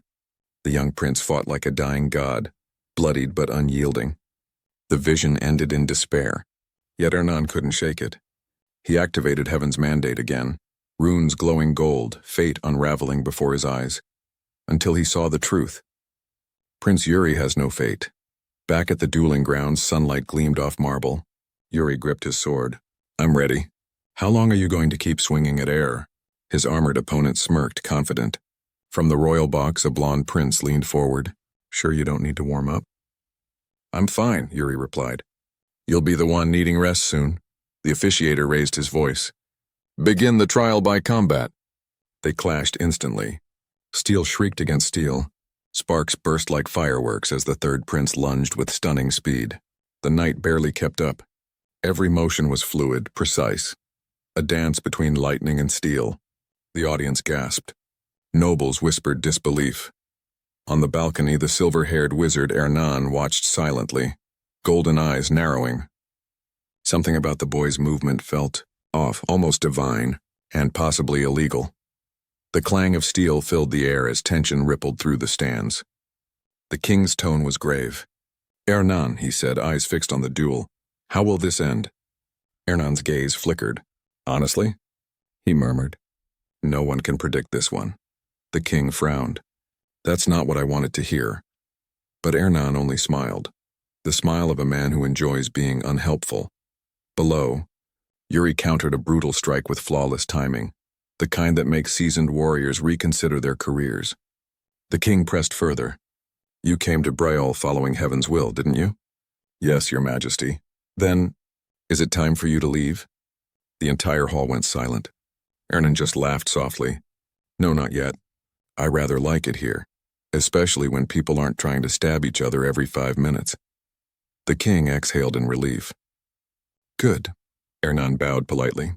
"I'm grateful Your Majesty thinks so highly of this humble magician." The king's eyes narrowed. "Excessive humility invites misfortune." Translation: "Don't get cocky, old man." Hernan chuckled. "Then allow me to ask, who do you think is stronger?" Down below, the knight's aura erupted, crimson energy exploding like a firestorm. "The opponent," the king said grimly. Hernan nodded, expression darkening. So he sees it too. He'd once believed Briol's glory had vanished, but as he watched Yuri push forward through the knight's onslaught, something stirred in him. An uncomfortable realization that maybe, just maybe, destiny had changed its mind. The knight lunged, a blur of armor and rage. Each swing cracked the marble beneath their feet. Yuri stood still, calm, unreadable, then whispered, "Not yet." Blue light burst from his blade, flooding the arena. "Shall we end this?" He vanished in a flash, reappearing faster than the eye could follow. Their swords collided, red and blue, thunder and fire, until a blinding explosion swallowed them both. When the light cleared, everyone froze.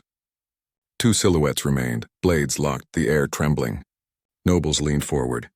One knight whispered, "Heavens." Hernan smiled knowingly. To twist the sword in that moment? Impressive. Dust settled. The Imperial knight stumbled back, weapon slipping from his hand. Yuri stood tall, calm as dawn. "How was it?" he asked, like he'd just finished a light workout. The defeated knight blinked, voice shaking. I won!" Cue the confetti. The crowd exploded in cheers, and because apparently delusion counts as sportsmanship. Ernan rose slowly, clapping once, golden eyes gleaming. Following heaven's will led me here, yet I've met one who defies it. Below, Yuri wiped his face, smiling brightly, the kind of smile that could make even fate feel awkward. Ernan whispered to himself, "From the tip of that boy's sword, heaven's decree has changed," and for the first time the all-seeing wizard felt something he hadn't in decades: uncertainty. Maybe this world still has surprises left. 5 years later, the grand palace of Briol gleamed beneath a perfect blue sky, quiet, majestic, and about to host pure chaos. Somewhere inside, a young maid sprinted down the corridor, muttering frantically. Everything was going so smoothly. How did I even mix up my patrol zone? She stopped, clutching her chest. If I get caught like this, "Hey, you there." Her soul left her body. Standing before her was a tall man in a tailored navy suit, black hair, sharp gaze, royalty stamped all over him. "Are you new?" he asked coldly. "What are you doing here?" She panicked. Okay, think. If he's stern, he's the king. If he smiles, he's the crown prince. But if he looks like he's planning something... Oh no, she froze. The smirk, the walk, the swagger. Definitely the third one, huh? "Are you mocking me?" he said, eyebrow twitching. "And no, I was just, busy," she squeaked, waving her hands like that would fix anything. He sighed. "What, you people have a guidebook? Avoid this guy at all costs?" She stammered. That's not it." He leaned closer, voice low. "You little punks, I'll teach you, bro." The voice stopped him cold. Another man approached, calm, confident, sword at his side, posture screaming main character energy. The maid blinked. If he carries a sword and actually looks sane, that's him. The third prince smiled warmly. Picking on her again? "Well, no!" the older one barked defensively. Moments later, the third prince, Yuri, was outside, munching on a cookie like nothing happened. The sun hit his white shirt, his expression calm, thoughtful, the kind of man who can save a kingdom and enjoy snacks at the same time. "Picking on maids again?" Yuri teased. His brother turned crimson. "No!" The maid, still flustered, held out a small pastry. "Thank you. Even this is more than enough." Later, Yuri walked the halls alone, chewing quietly. "That maid really knows how to bake," he muttered with a faint grin. Then he raised his hand. Mana hummed around his fingers, glowing faintly. Sosugyong, the bare hand realm. Even while wielding a sword, he could ease the strain on his body. "At least I've reached that level," he murmured. A flicker of his past life flashed. Loran's sword, the betrayal, the fall. 5 years since he returned, and peace already felt like a luxury. He looked up at the sun, whispering, "Looks like peaceful days are coming to an end." He turned toward the distant spire. They're probably getting noisy by now. Right on cue, pounding, shouting, and noble-level drama echoed down the corridor. "Are you ignoring me?" "That's not it," someone screamed behind a heavy door. Yuri stood calmly, patience fading. "You're the one not listening." The guard beside him whispered, "Perhaps knock again, Your Highness?" He smiled tightly. "Sure." One very magical knock later, the door exploded off its hinges, scattering nobles like pigeons. "Oh, sorry," Yuri said, stepping through the wreckage. "I knocked. Maybe a bit hard." A noble groaned. "That's not knocking at all." Ignoring them, Yuri looked at the head of the table. "Father, I'll attend the meeting." The king nodded, utterly unbothered. "Very well." And just like that, the third prince joined the political battlefield, and uninvited but unstoppable. Inside, chaos bloomed faster than wine at a royal banquet. "We can't send troops," one noble barked. "Are you saying we'll defy the Empire?" Another shouted. Yuri sat silently, eyes cold. So it begins. He remembered it all. The Alliance Army. The Empire's grand scheme to eliminate orcs.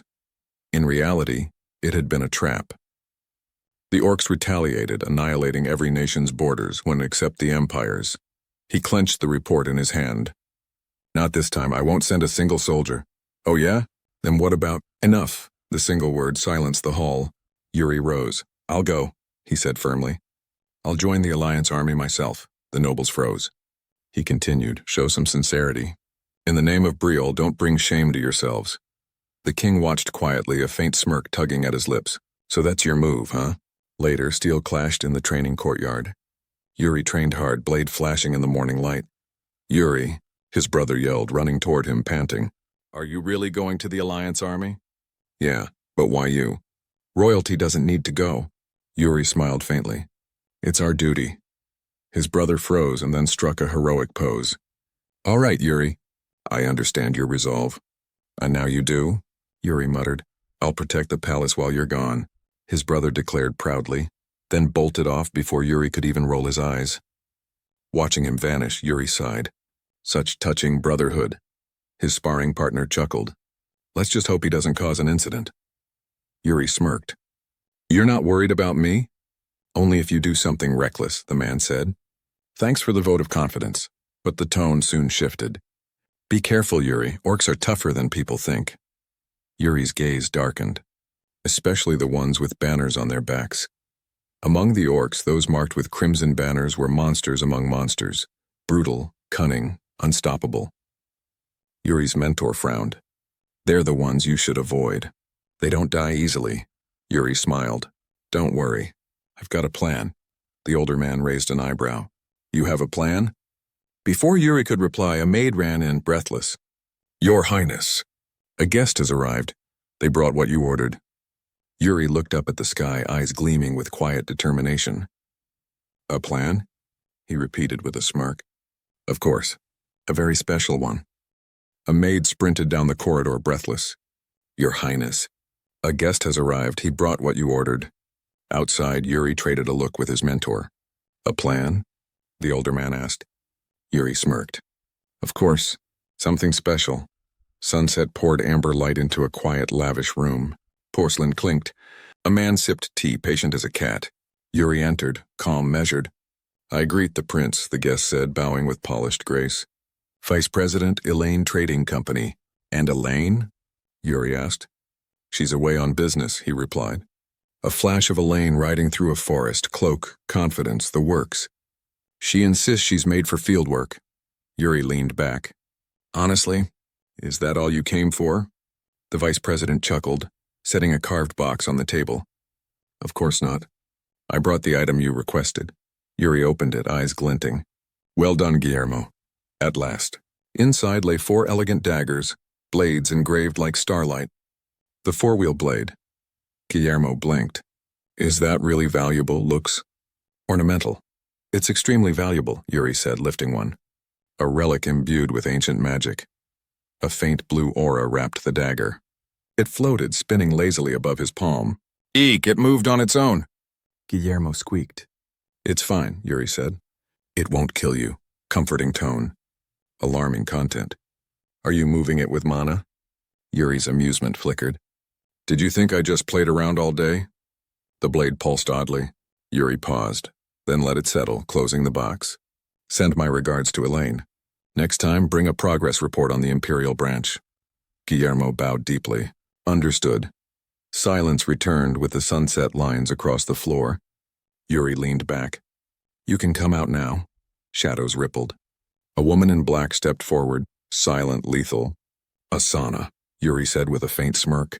I delivered the warning to Goryo as ordered, she replied, purple hair catching the firelight.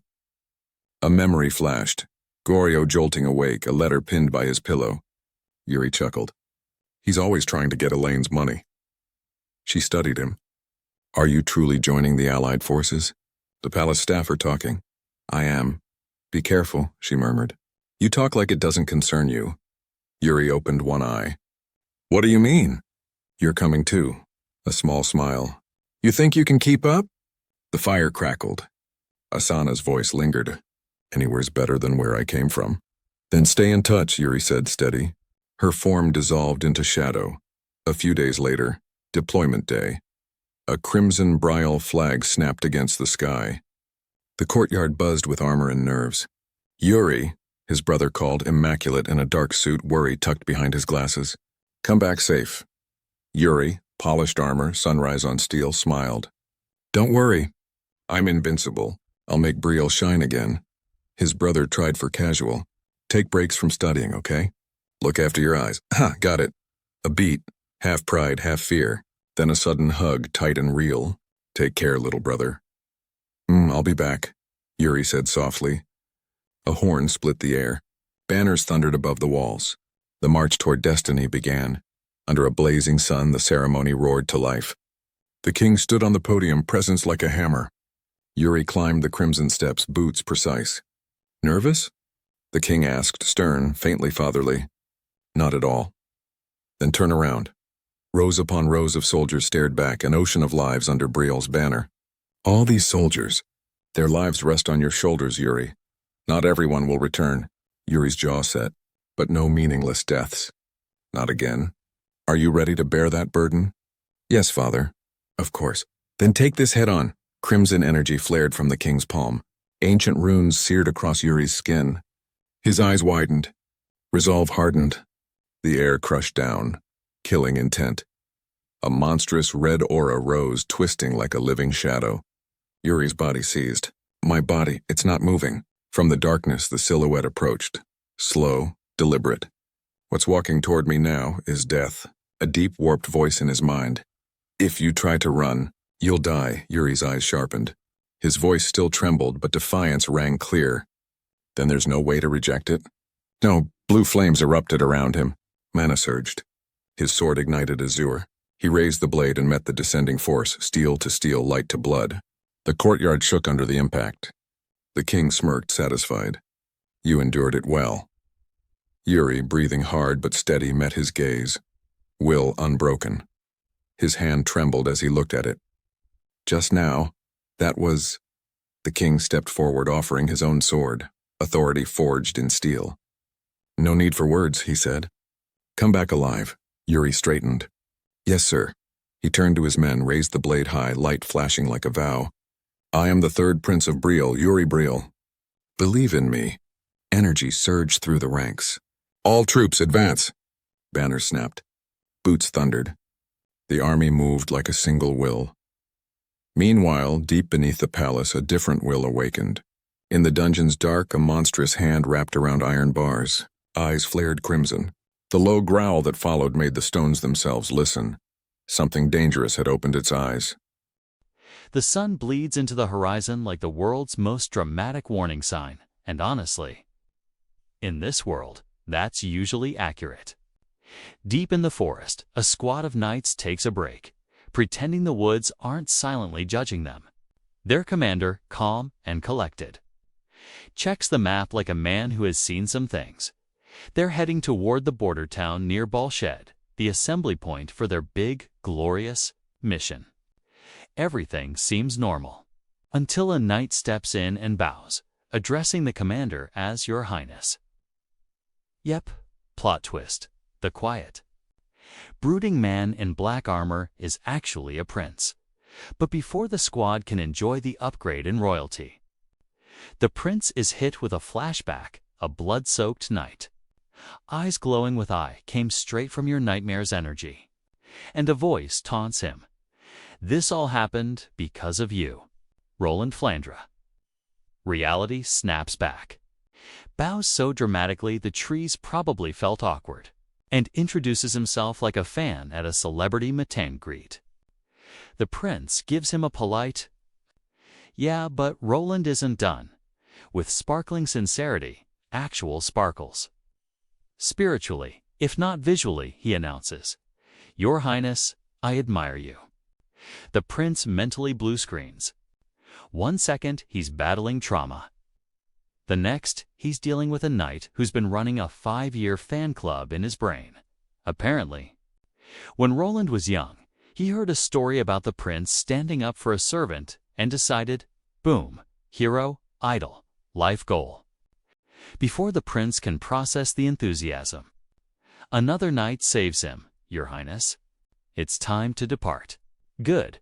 Before Roland proposes marriage at the Satyr estate, the prince expects a cold, unfriendly welcome. Raymond even warns him, don't expect smiles. So naturally, they're greeted by a massive banner shouting welcome, and a formation of knights lined up like a royal parade. Raymond, okay, maybe he smiles once every 10 years.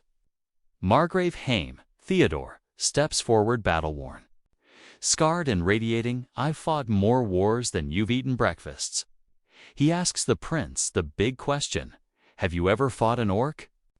The prince answers confidently, of course I haven't. He catches himself mid-lie, but the damage is done. The awkward silence is legendary. Still, Haim welcomes him, and soon, the prince is led into a dungeon lit only by torches. Haim claims he wants to give him a present, which, look, a war veteran offering gifts in a dungeon. That's how horror movies start. Inside, behind thick bars, lies the present, a living orc, captured and chained, breathing like a furnace in the dark. Haim explains that studying orcs is vital for survival. The prince nods, but internally.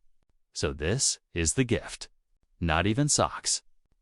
Then Haim drops the real bomb. He plans to use this orc to teach the men what war is actually like. The prince immediately senses hesitation behind him and turns sharply. Name, Simon. Asim. Peshu. What's on your mind? Simon swallows. This feels too much, even for prisoners. The prince smiles, not kindly. More like he's thinking, ah, you sweet summer child. Open the cage. The doors scream open. The dungeon floor trembles. A massive foot slams forward. Chains rattle. The orc rises, a towering monster with murder in its eyes. The prince gives Simon the sentence. It's a real battle. Fight the orc. Simon nearly faints. The orc charges. The ground cracks. Simon does his best impression of bravery and gets smacked across the room like laundry in a hurricane. His helmet dents.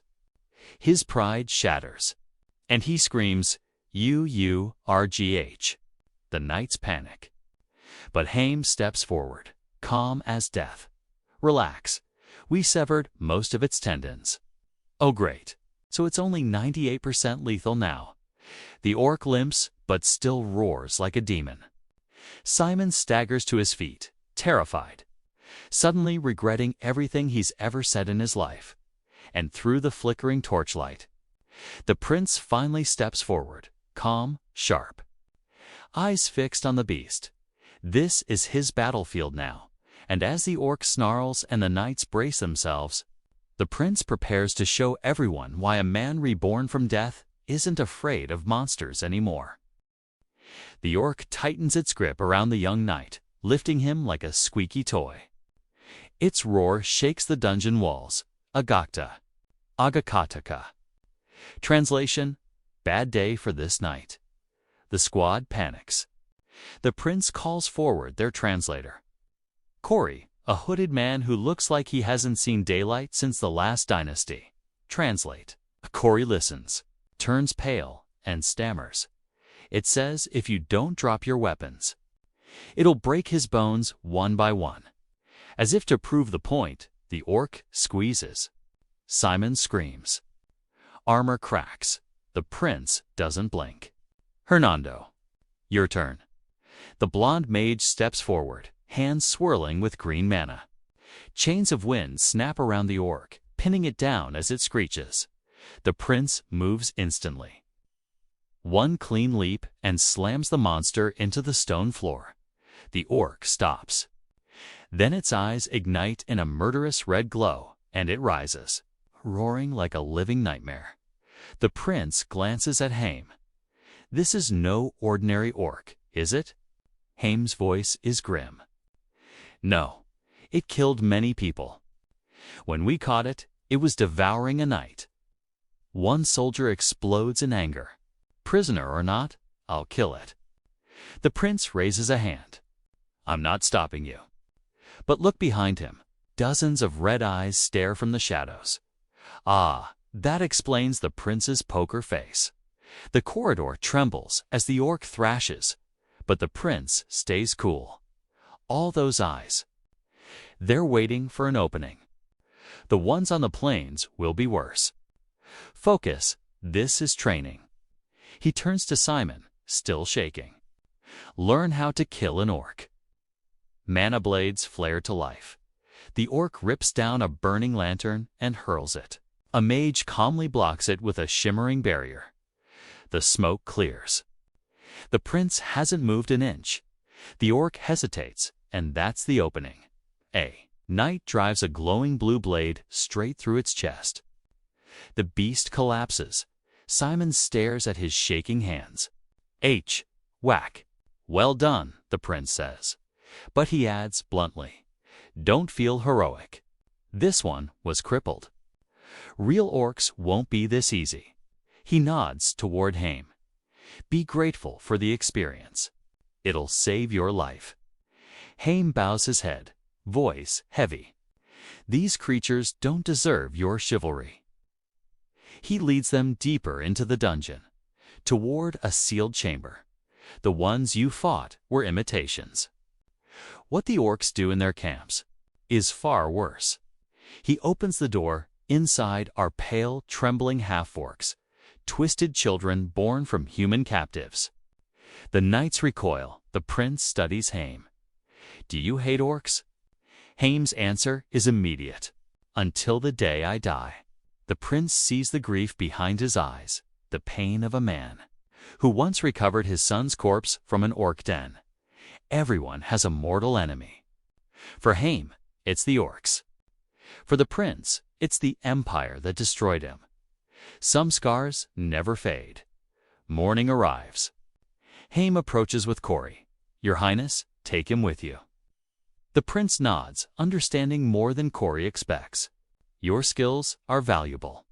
Don't worry. I know what's on your mind. Knight reports the border is ahead. The prince looks toward the mountains.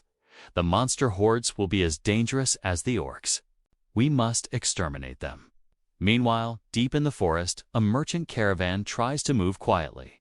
Hoofsteps thunder. A group of riders bursts from the trees, blades flashing, eyes cold. One swings down again. The merchant's frozen in terror as the next strike falls. A new threat enters the stage, and the bloodshed has only just begun.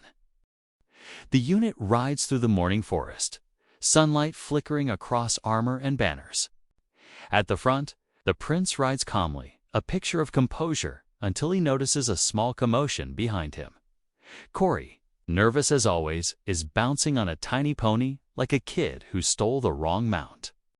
Hernando rides beside him on a proper horse, doing his best to keep people from asking too many questions. Because once the soldiers realize Corey is a half-orc, the rumors will spread faster than wildfire. But the prince isn't worried. Hernando's got this, whether he wants it or not. He studies a map and calls Jared. The young knight gallops up, eager. You'll handle reconnaissance now. I marked the location. Go check it. Jared squints at the map. Isn't this where the bandits are? The prince smiles like a man who already knows the ending. They run when chased. You'll be fine. Jared hesitates, so the prince leans in with that sly, devastatingly effective smirk. What's wrong? Not confident. I didn't expect that from someone as talented as you. Jared straightens immediately. Mission accepted. Ego repaired. As they ride, a quiet knight asks the prince a question he clearly didn't expect to hear. What do you fight for? That freezes the forest more than any monster could. The prince lets the silence sit before answering. Softly, I haven't heard that question in a long time. Finally, he says, for the safety of Briol. The knight nods with respect. And the prince actually smiles genuinely. Not a bad answer at all. The scene shifts to a bandit camp hidden in the woods, tents scattered. Crates everywhere, the usual we're terrible at cleaning setup. A captured scout lies tied on the ground, begging for mercy. One boot to the ribs later, he's told to shut up. The prince crouches beside him. Voice cool. You should value your own life more. Then Jared rushes back, confirming the location of the camp with binoculars. The prince praises him. Then turns to the captive. You were sent alone for reconnaissance. The trembling man nods. My boss sent me alone. The prince's eyes narrow. Interesting. Raymond inspects the prisoner further, until a faint red glow pulses beneath the man's cloak. "Oh, wonderful," Raymond mutters, ripping off the necklace. "What magic is embedded in this?" "I don't know. The boss gave it to me." Raymond sighs. So the boss knows something. He straightens, a dangerous smile crossing his lips. "Then I'll capture him myself." The hunt begins. The sun bleeds across the forest as Jared reports that all routes are blocked and scouts are in place. The prince spurs his horse forward. "If you're late, you won't get anything." "W8, Your Highness." Too late. The prince explodes into the bandit camp like a human battering ram. Bandits stare in horror as a fully armored knight crashes through their defenses at full gallop. "Nice to meet you, bandits." Night falls. Jared and the soldiers rush into the now silent clearing. Bodies scattered. Weapons dropped, camp in ruins. They're sitting casually on a fallen bandit like he's waiting for dinner. "Is there, Prince? You're too late." Jared storms up, furious.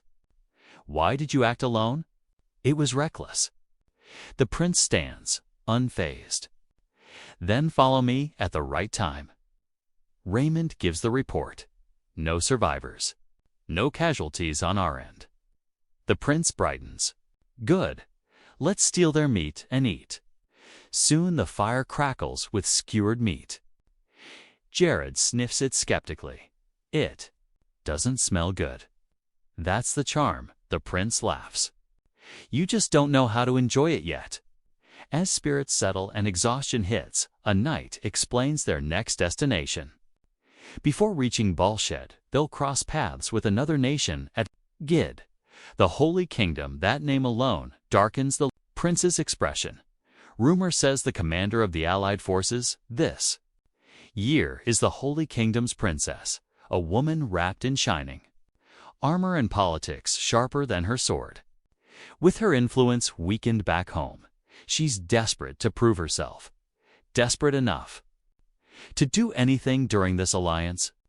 Night settles over the camp as the men wind down from the long march.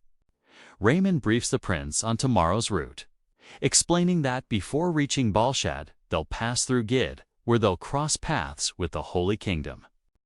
At dawn, they reach the fortified trade city of Gid, the main supply hub for their armies. Strict rules, tight defenses, the kind of place where one wrong move gets you legally executed before lunch. The prince orders his men to camp outside and enters the city alone, greeted warmly by the old city lord. They exchange small talk about the war, Briol's reputation, and the king's accomplishments. Then a servant nervously whispers something to the lord, and his expression shifts. The princess of the Holy Kingdom has arrived. "Your Highness, would you like to meet her?" The prince shrugs, relaxed. "Sure." Moments later, the doors open, and Sivila Arsane, second princess of the Holy Kingdom, strides in with her knights. Armor shining, posture perfect, aura screaming authority. She scans the room, then fixes on the casually seated young man. "Are you the Lord's servant?" The prince blinks, confused. The city lord flinches. Before he can clarify, Sivila raises a hand, politely asking the lord to leave so she can speak with the servant alone. Her knight immediately erupts, demanding silence and respect, especially from someone who hasn't even bothered standing up. The prince just leans back, and finally drops the bomb. "Oh, I'm the Third Prince of Briol." The room stops breathing. Sivila's face drains. Her knights nearly snap their backs, bowing. And the city lord looks like he's one gasp away from fainting.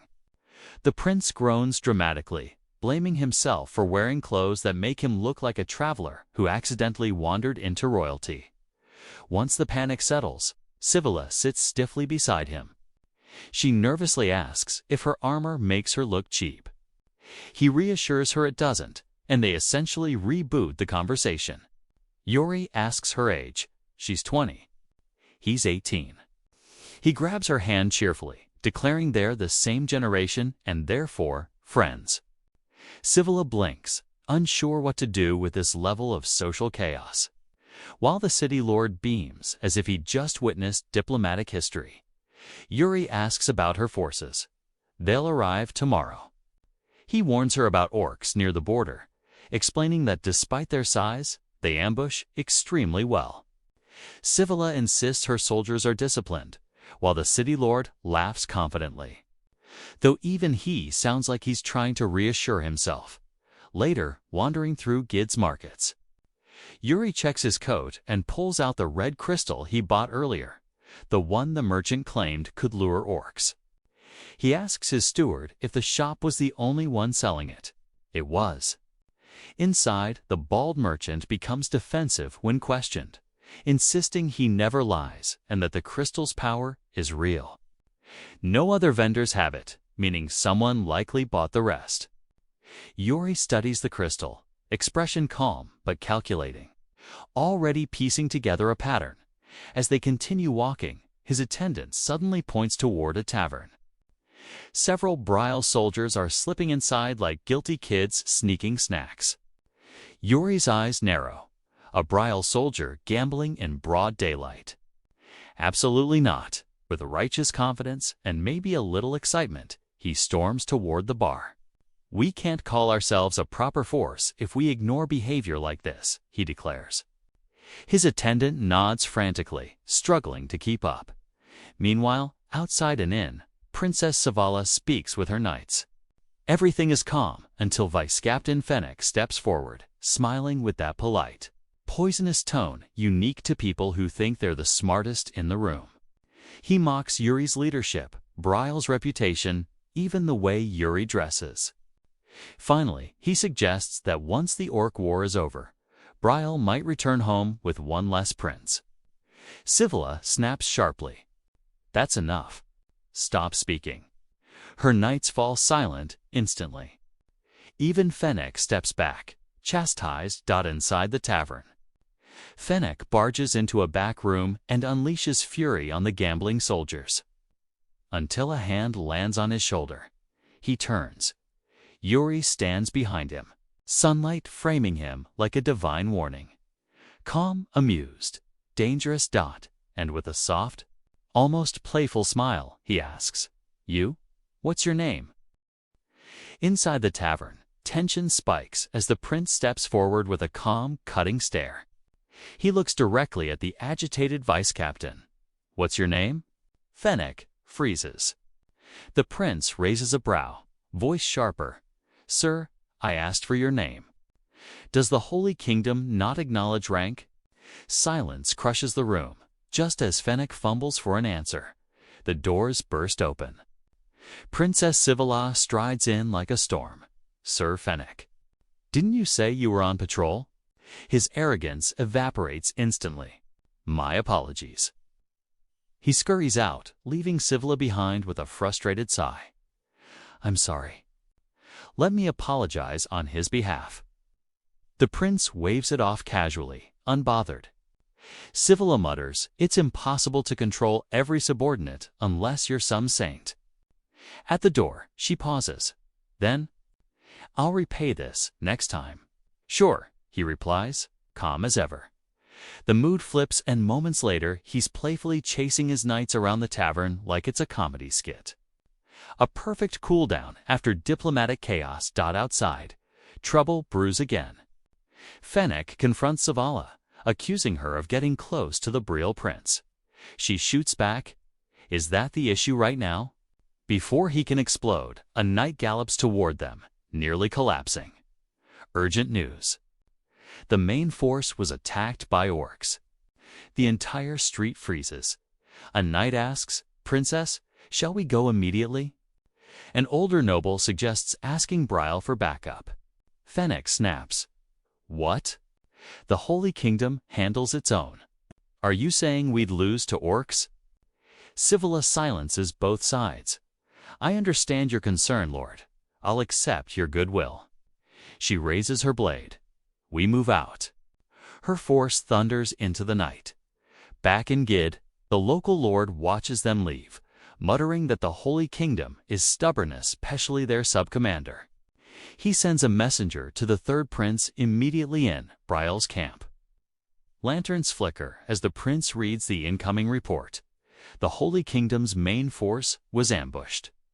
The Lord of Gid requests our aid. The knight asks, not the Holy Kingdom. The prince's expression darkens. They must have insisted. He issues orders without hesitation. Raymond salutes. Then he calls out to another soldier unexpectedly. You? What's your name? Aroy, Your Highness. Good. Go to the tavern near Talisman Market and gather our knights. Only the first 10 are accepted. Roy charges off into the night. The prince tucks away a small wrapped item, glances at the moon with a faint smirk, and swings onto his horse. Well then, shall we go for a night stroll? Moments later, he's riding at the head of the formation, cloak snapping behind him.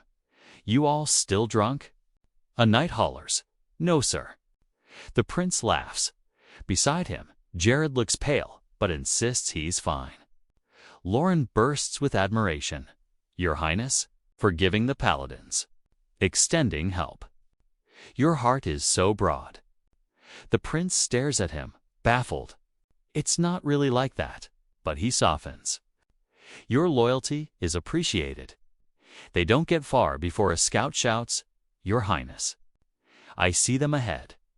Under the moonlight, silhouettes crest the hill. It's the Holy Kingdom's paladin order. Jared steadies his voice. Everyone, this is our first battle against orcs. At the front, the third prince lifts his reins. Blue mana flares around horse and rider, rising like fire. His voice cuts through the night. From now on, I will be the first to enter battle, and the last to leave. Mana erupts, sending a shockwave through the ground as his horse rears. Nitrogen monoxide, one is to get hurt. The knights roar back as their charge ignites the plains, the night splitting open before them. Under the silent night sky, the battlefield finally comes into view.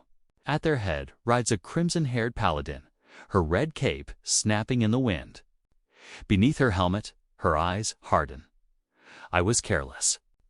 A memory flashes. Someone once warned her that orcs don't always stay. Beyond the border, I should have expected an ambush. Her thoughts shatter as thunderous hooves echo ahead. Silhouettes clash in the distance. The orcs are still fighting. A massive gray beast roars. Blood-red eyes blazing as it raises a crude weapon of bone and metal. The formation tightens. Get in position. We're charging straight through them. Her voice rips across the battlefield. Charge. White horses surge forward, dust exploding beneath the blazing symbol of the Holy Kingdom as the Paladin Order crashes. O Lord, your servants are afraid. Please grant us strength. The sigil at her chest ignites.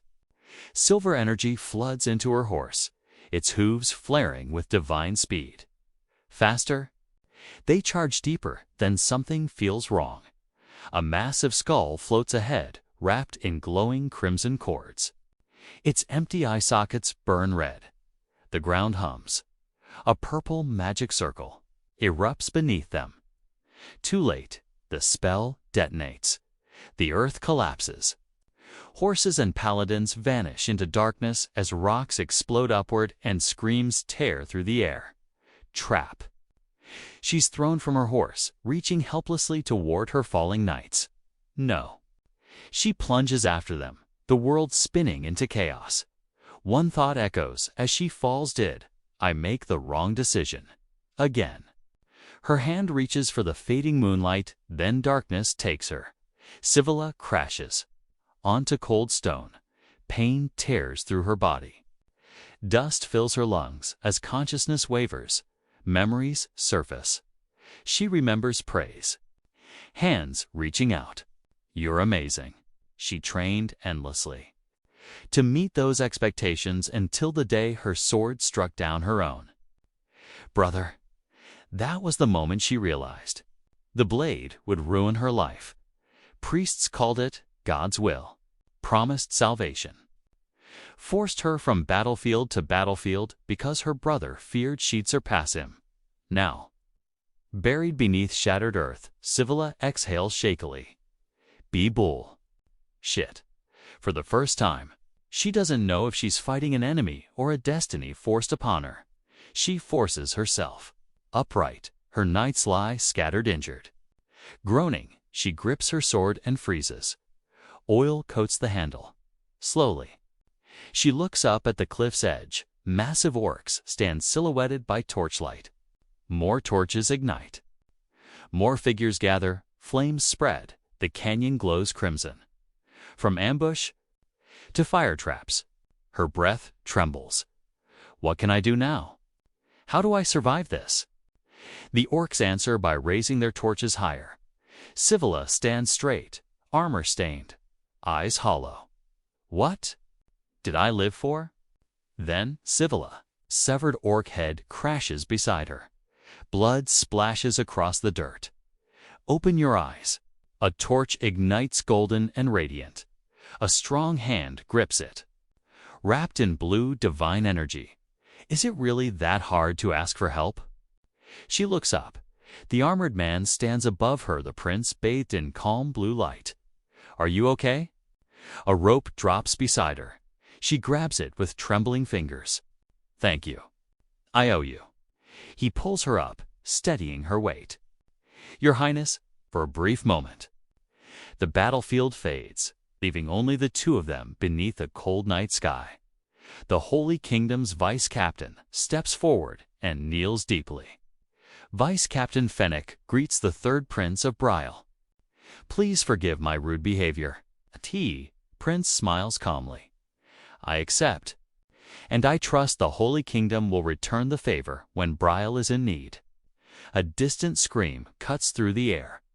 Orcs surge forward, then halt. They're retreating. A knight shouts, the prince is already moving. After them, his voice hardens. Do not let them escape. Yes, sir. The army surges into the night once more. Purple magic detonates as corrupted arrows rain down. From the smoke, the prince steps forward, calm, composed, wrapped in swirling blue aura. His sword hums with power. He smirks at the enraged orc commander. Looks like he's upset. Because of me. Blue light intensifies. I guess. He raises his blade. I'll take the bait. Looks like the orc commander is really mad. Because of me, blue energy coils around his armor like living flame. He lifts his sword, its blade glowing with radiant mana, and smirks. Well, I should respond to his provocation. Ahead, dozens of orcs surge forward, the earth shaking beneath their charge. Yet Yuri steps out alone, his presence sharp and overwhelming. Behind him, a fellow knight panics.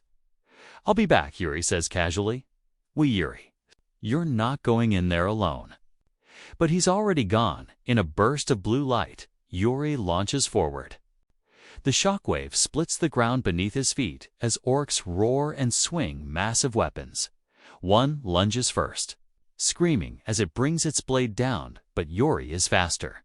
A crimson strike tears toward him. Time slows. Sparks explode as steel collides with glowing mana.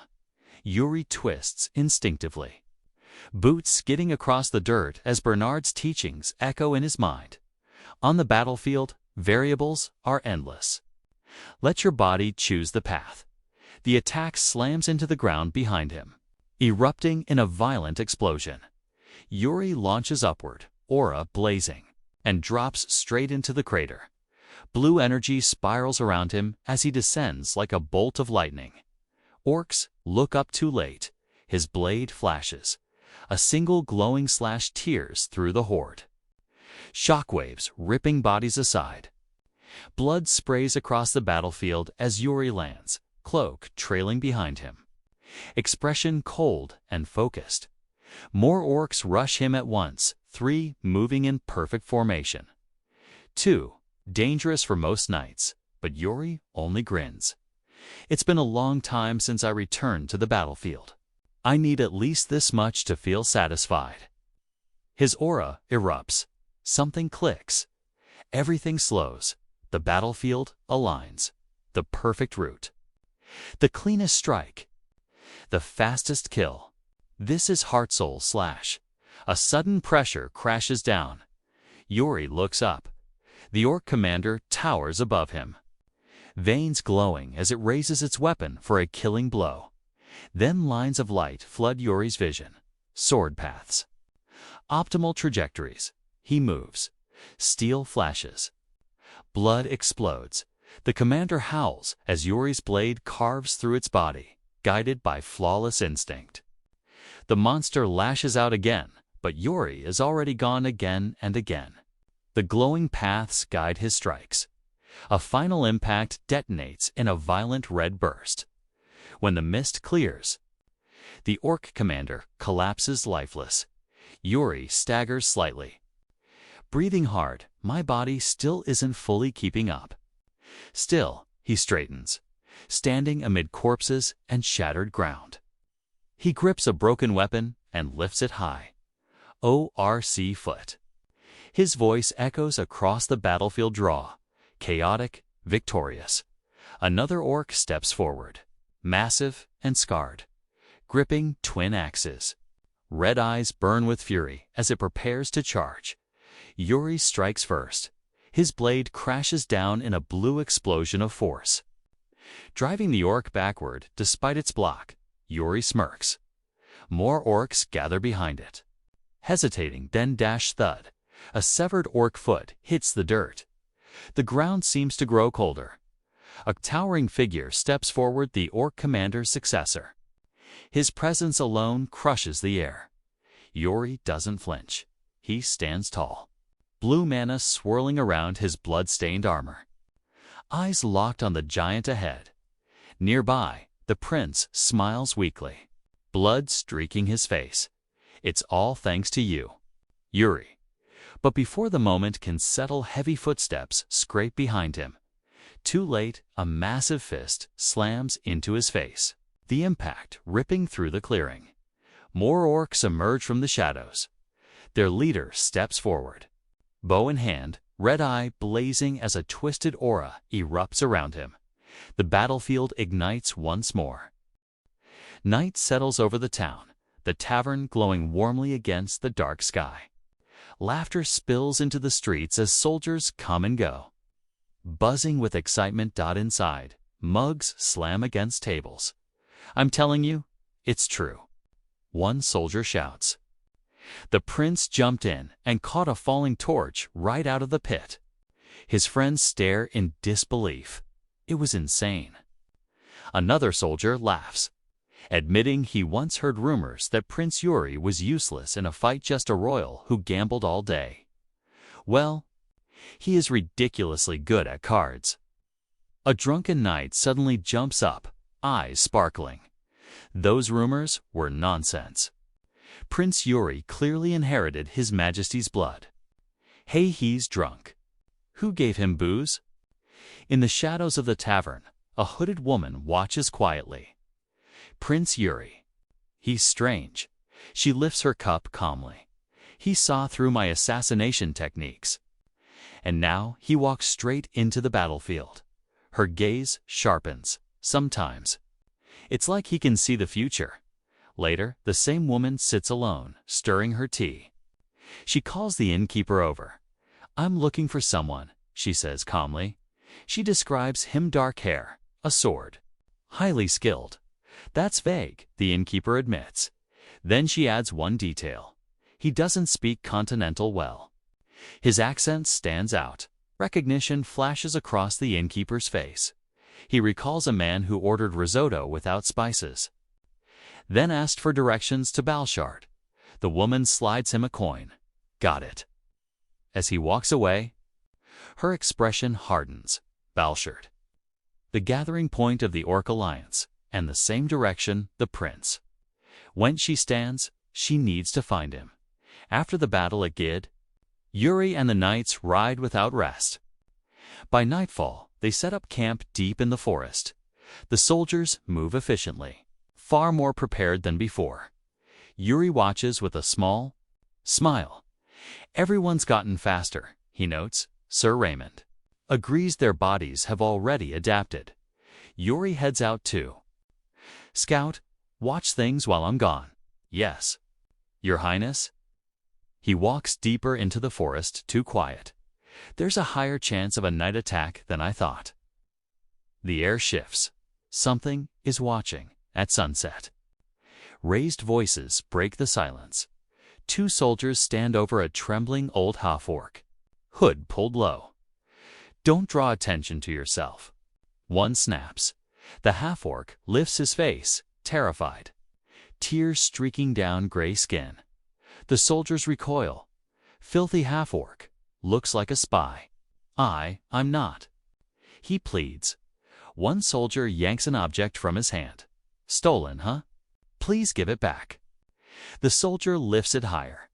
This kind of thing should be destroyed, hey you. The soldiers freeze.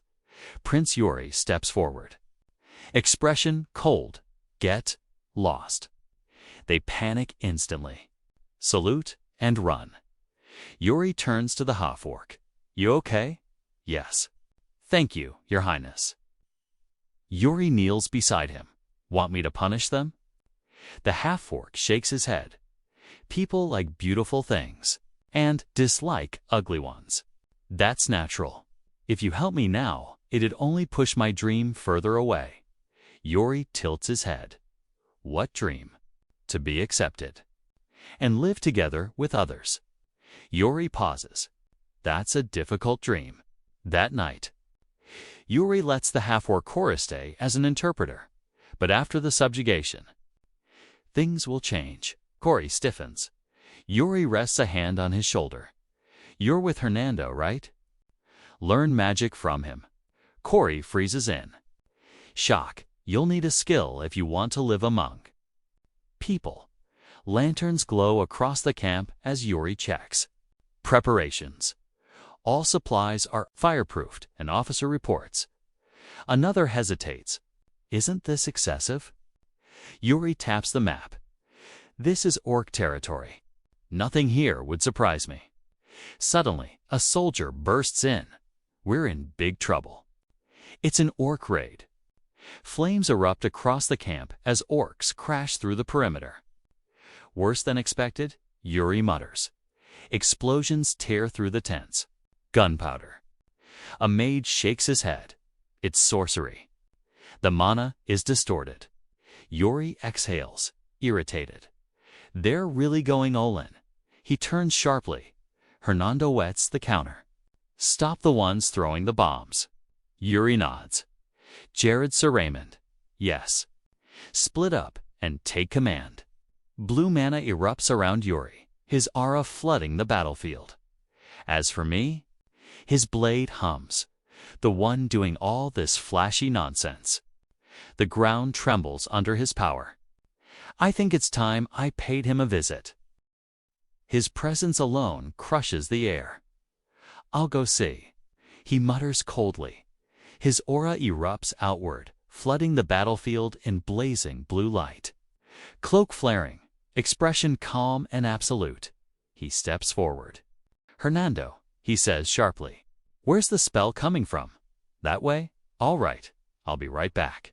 His foot slams down. Mana detonates beneath him. In the next instant, he vanishes. A shockwave rips across the battlefield as he launches forward at terrifying speed. Blue flames trailing behind him. The ground cracks as he closes the distance in a blink dot. There the source reveals itself, a lone figure gripping a staff. Frozen in realization. But before the strike lands a massive figure steps out of the darkness, glowing red eyes lock forward. Or CVL. Blue mana explodes as the night charges.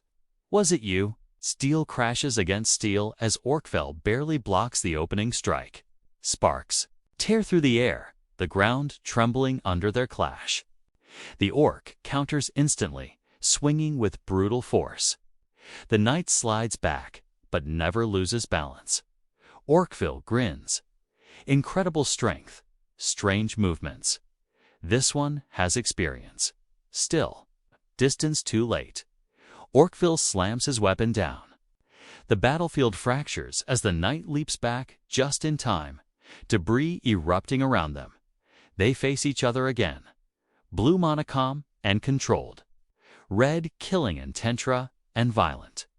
The fight begins, Orkville roars and swings with murderous force. The knight meets it head-on. Steel screams. Arms tremble, but the knight holds. He twists upward. Blue mana flaring, then crashes down from above. The impact detonates, shockwaves ripping through the ground. Silence, the knight exhales. Then, let's see. Close up his eye sharpens. What you're capable of, he attacks again. Blue mana erupts as his blade falls. Orkville blocks and dark energy coils around the orc's grip, crawling up his arms like smoke. The power spikes. The knight flips away at the last second as the ground shatters beneath them. Both rise. Blue, mana precise. Purple-black mana dash unstable. They lock eyes. Sweat slides down the knight's face. That is, something's wrong. Twisted mana wraps around Orkville's body, warping his stance, crushing the air with every step. Mana method, the realization settles an orc shaman warrior. The knight exhales slowly. I should have known when I heard about the incantation. A faint smile forms. That means blue mana erupts violently, swallowing his armor and blade in blazing light. You're the elite here, huh? Its eyes harden. Heart-soul slash. Dark mana condenses across Orkville's body as he charges. The swing comes faster than before. Steel flashes. The blade cuts across the orc's neck. Blood sprays, but the head doesn't fall. Dark mana seals the wound mid-strike. The knight clicks his tongue. He concentrated. Mana on his neck. Orkville roars and retaliates, driving the knight back in a brutal exchange. Fists, blades, monoclide at arm's length. Blue and purple crash again and again. This is no longer a test. This is a fight to the death. A violent counter slices across. The knight's neck, blood bursts free. He staggers, then smiles. I get it. Mediocre attacks won't work. Blue mana explodes around his blade. All right. Both charged up blue and purple collide in midair. The impact detonates. The earth collapses into a massive crater. Shockwaves tearing outward as smoke engulfs the battlefield. Silence follows. Dust settles. The orc is still standing. The knight raises his sword. It's over.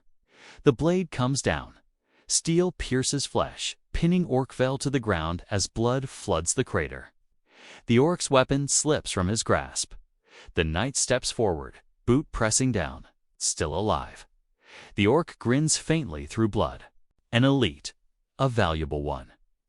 Footsteps approach, Your Highness. The knights rush in, then freeze. Orkville, I'm fine, the knight replies calmly. How's the camp? Almost secured. Good. He looks down at the fallen orc. Gather the survivors, and take this one too. Rain begins to fall, washing blood from shattered stone. The knight lifts his gaze. We'll begin interrogating the orcs. Torches crackle against the night sky, their light reflecting off torn tents and scorched ground. The battlefield has become a temporary camp, tense, but finally under control. The knight exhales. I was just hit by an orc. Behind him, a blond man smiles faintly as warm golden mana gathers around his hands, flowing into the knight's shoulder plates. Come on, he teases. Aren't you the one who got thrown around? The glow fades. It's done. The knight rolls his shoulder once. Good. No serious damage. Excellent. Now, Your Highness. Please wait. The knight turns. Bring it here. Something heavy is dragged forward. An absurdly ornate red chair velvet cushions. Gold carvings gleaming under torchlight. A throne. The knight stares. What is this? A commander must show proper majesty. The blond man grins. I had a woodworker make it. The knight exhales. Of all moments, this one feels the strangest. After a brief pause, he sits. The tension drains from his shoulders. It's not bad. Behind him, the blond man beams. The knight straightens. Ahem. The atmosphere shifts. The view widens. Dozens of bound orcs kneel in rows, bloodied, battered, alive. Firelight dances across scarred flesh. The interrogation begins now. The knight raises a hand lazily. Bring them. One by one. The first orc is dragged forward. A brazier flares. A heated iron descends. Qua. The scream tears through the night. The knight watches calmly, chin resting on his hand. This isn't cruelty, it's procedure. The orc lifts his head, eyes burning with defiance. You have one chance, the knight says flatly. Who ordered the night raid? Silence, then the orc snaps, spitting curses. The interpreter steps forward. No need. The knight interrupts. He's insulting me, Gerald. The orc's head is yanked. Back then, slammed into the brazier. Flames erupt. Other orcs recoil and panic. The message is clear. The knight raises his hand.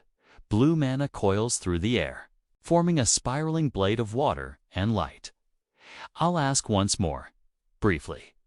The mana crashes down. The orc convulses.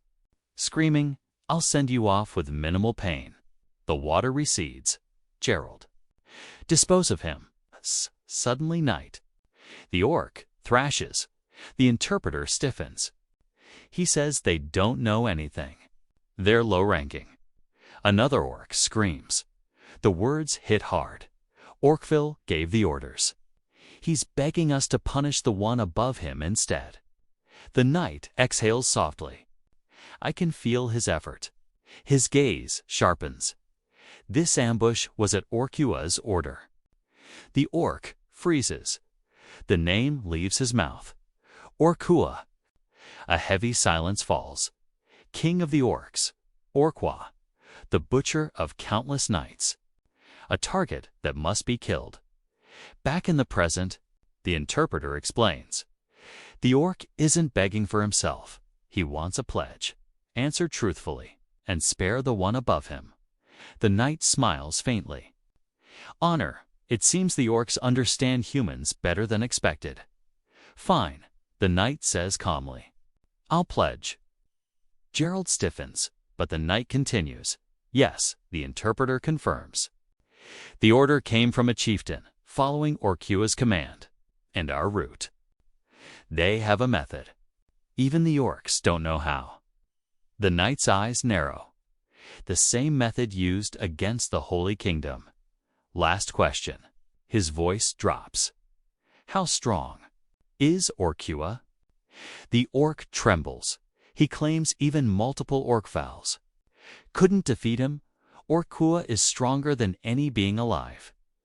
That may be true, the knight replies quietly. Then his tone hardens. But remember this. He lifts a glowing red gem. Humans are far more. A dangerous smile appears.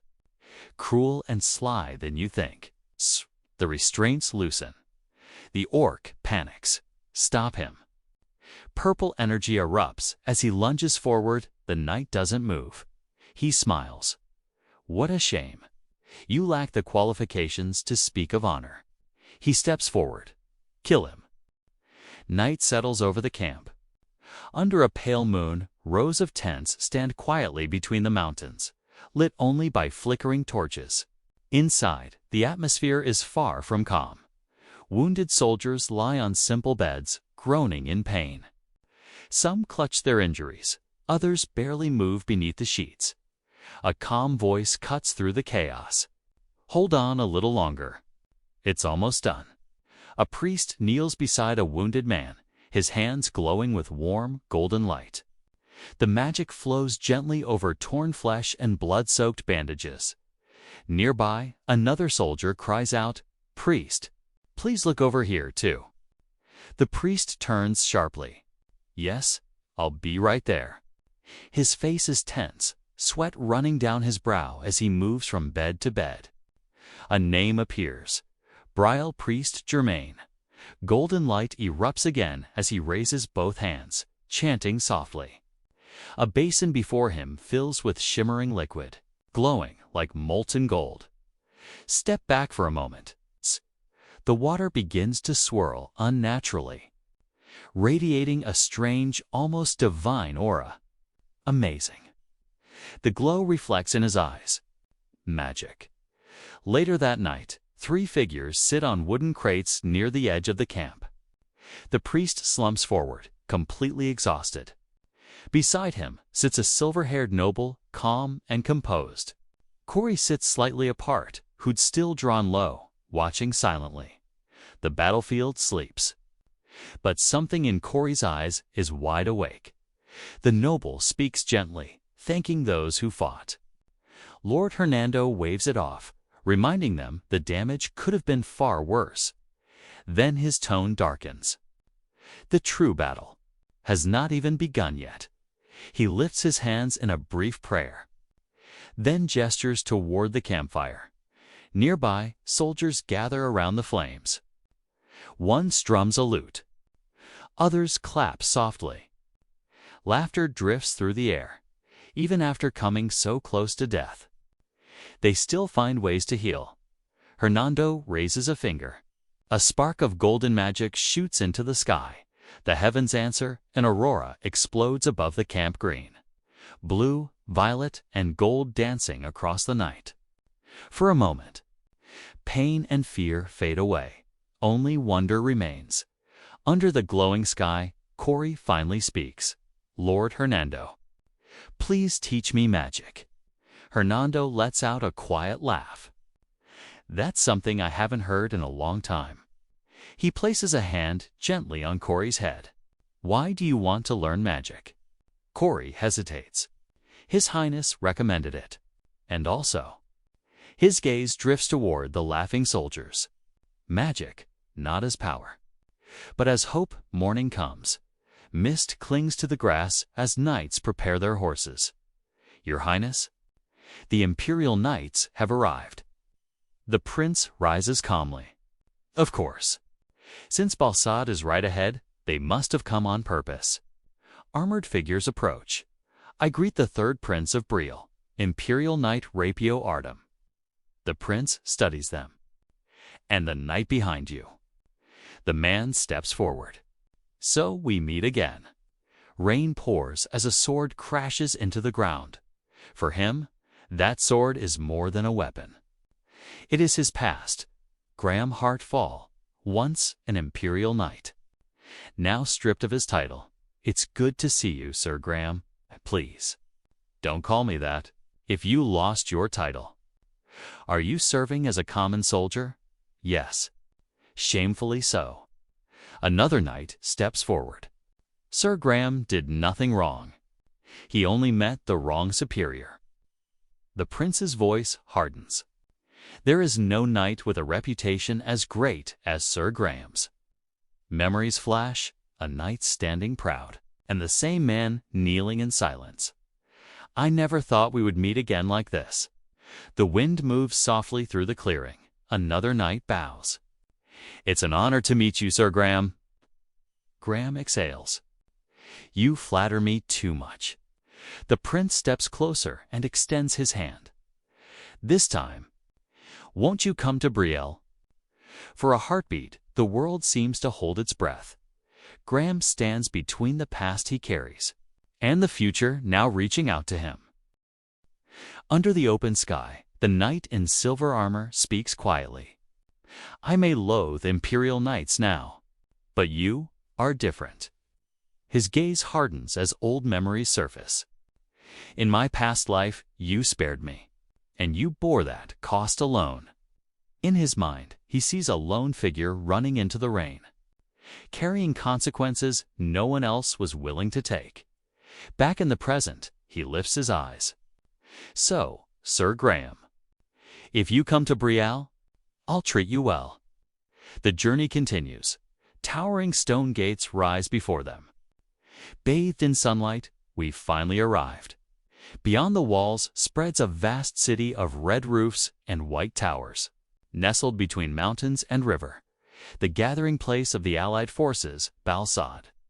The massive walls dwarf everything around them. The armored knight glances up, impressed. It's much larger than I expected. For a city in the plains, its influence is considerable, he mutters, half-jokingly. Was this built with magic? The Dukes of Balsad have always been mages, the silver-haired noble replies calmly. The knight's tone lowers. More importantly, Your Highness, be careful. If you let your guard down here, you might get devoured.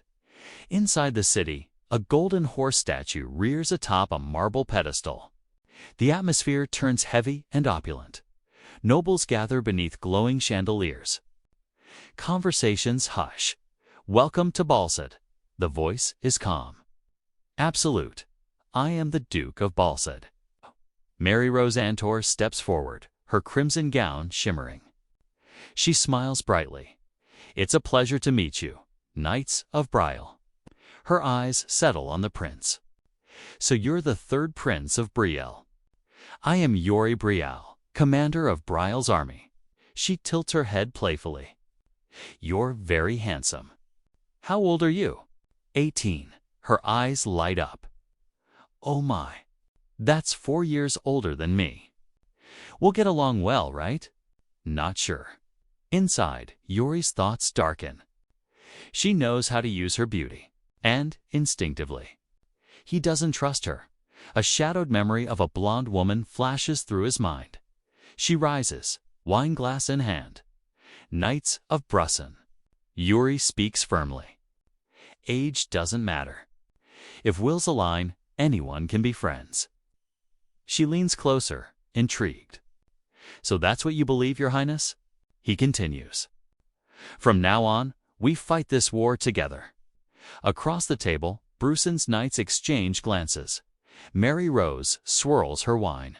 Then let's get closer first. And take our time. Yuri's gaze hardens slightly. She sways people with charm. And he doesn't like it. The tension shifts.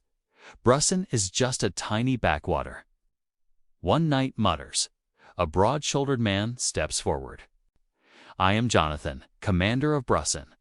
Wine is poured. Is this really wine? Yuri smiles faintly. For a backwater. It's surprisingly good. One of Bruson's men snaps. Are you looking down on us? The room tightens. Jonathan slams a hand on the table. Should I take that as an insult? Yuri leans back. Do you want me to apologize? Jonathan narrows his eyes. Either the rumors are true, or His Highness is testing us. There's nothing more dangerous than an ally you can't trust. Yuri stands. So, can you prove yourself? A knight proves himself with his sword. Silence. Mary Rose smiles softly. I'll guide you to the training grounds myself. The academy courtyard. Two armored knights face each other. Dust drifts between them. High above, 3 figures watch from a balcony. Mary Rose lounges with a glass of wine. An older knight stands beside her. And the prince watches with a knowing smirk. Did you pick that fight on purpose? She asks. Well, it gives me something interesting to watch. Don't play dumb. You're the one who set the stage. Oh my. And you grabbed onto it like you'd been waiting. His expression turns serious. Testing Bruson's strength matters.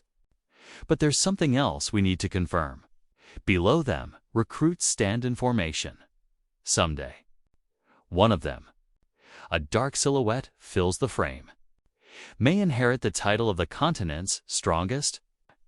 Bold. Words echo, the 10 greats. Inside the arena. The air feels heavy. It doesn't hurt to find out. Early, to warriors clasp hands. I'm Freud, I'm Laurent. Laurent grins. Yes is enough. Let's have a proper bout, brat. Freund stays silent. From above, Yuri watches closely. This isn't just a test. Freund exhales. I'll be learning from you. And with that, the real battle is about to begin. A skeletal hand closes around a glowing king piece. Text fades in, the name they carry.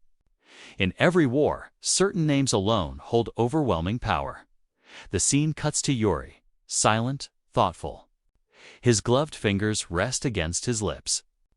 The narration reflects that forming ties with promising people will one day become priceless.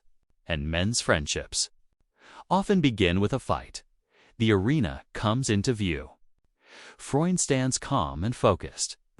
Across from him, Laurent flanker smirks confidently. Someone mutters he's a famous tournament prodigy. Steel crashes into stone. Laurent charges with a brutal overhead strike. Then a close-up of Freund's eye. It sharpens. This fight is about to be more than anyone expected. The duel explodes into motion. Laurent attacks first, sweeping in a clean arc. From the stands, Yuri watches closely. The movements are flawless. Textbook footwork. Refined swordsmanship, but Yuri's eyes narrow. Too predictable. Laurent presses harder, declaring he'll take the first victory. The blades collide, sparks burst. Then everything changes. Freund pivots, slips inside Laurent's range, and counters in one precise motion. The blade flashes past Laurent's guard. The crowd gasps. Freund's sword stops just short of Laurent's throat. A bead of sweat slides down Laurent's face. The outcome is decided. Freund lowers his blade calmly. No celebration. No arrogance. The duel ends in silence. Everyone understands something. This isn't just a promising night. This is someone dangerous. Laurent exhales sharply. Well, I was completely caught. His sword slips from his hand. The match is over. The arena erupts in applause. On the balcony, the tension eases. Marios praises Briol's knights. Yuri leans back. 1-2-0, he says casually. Are you backing down already? The Brusson commander snaps, Jose.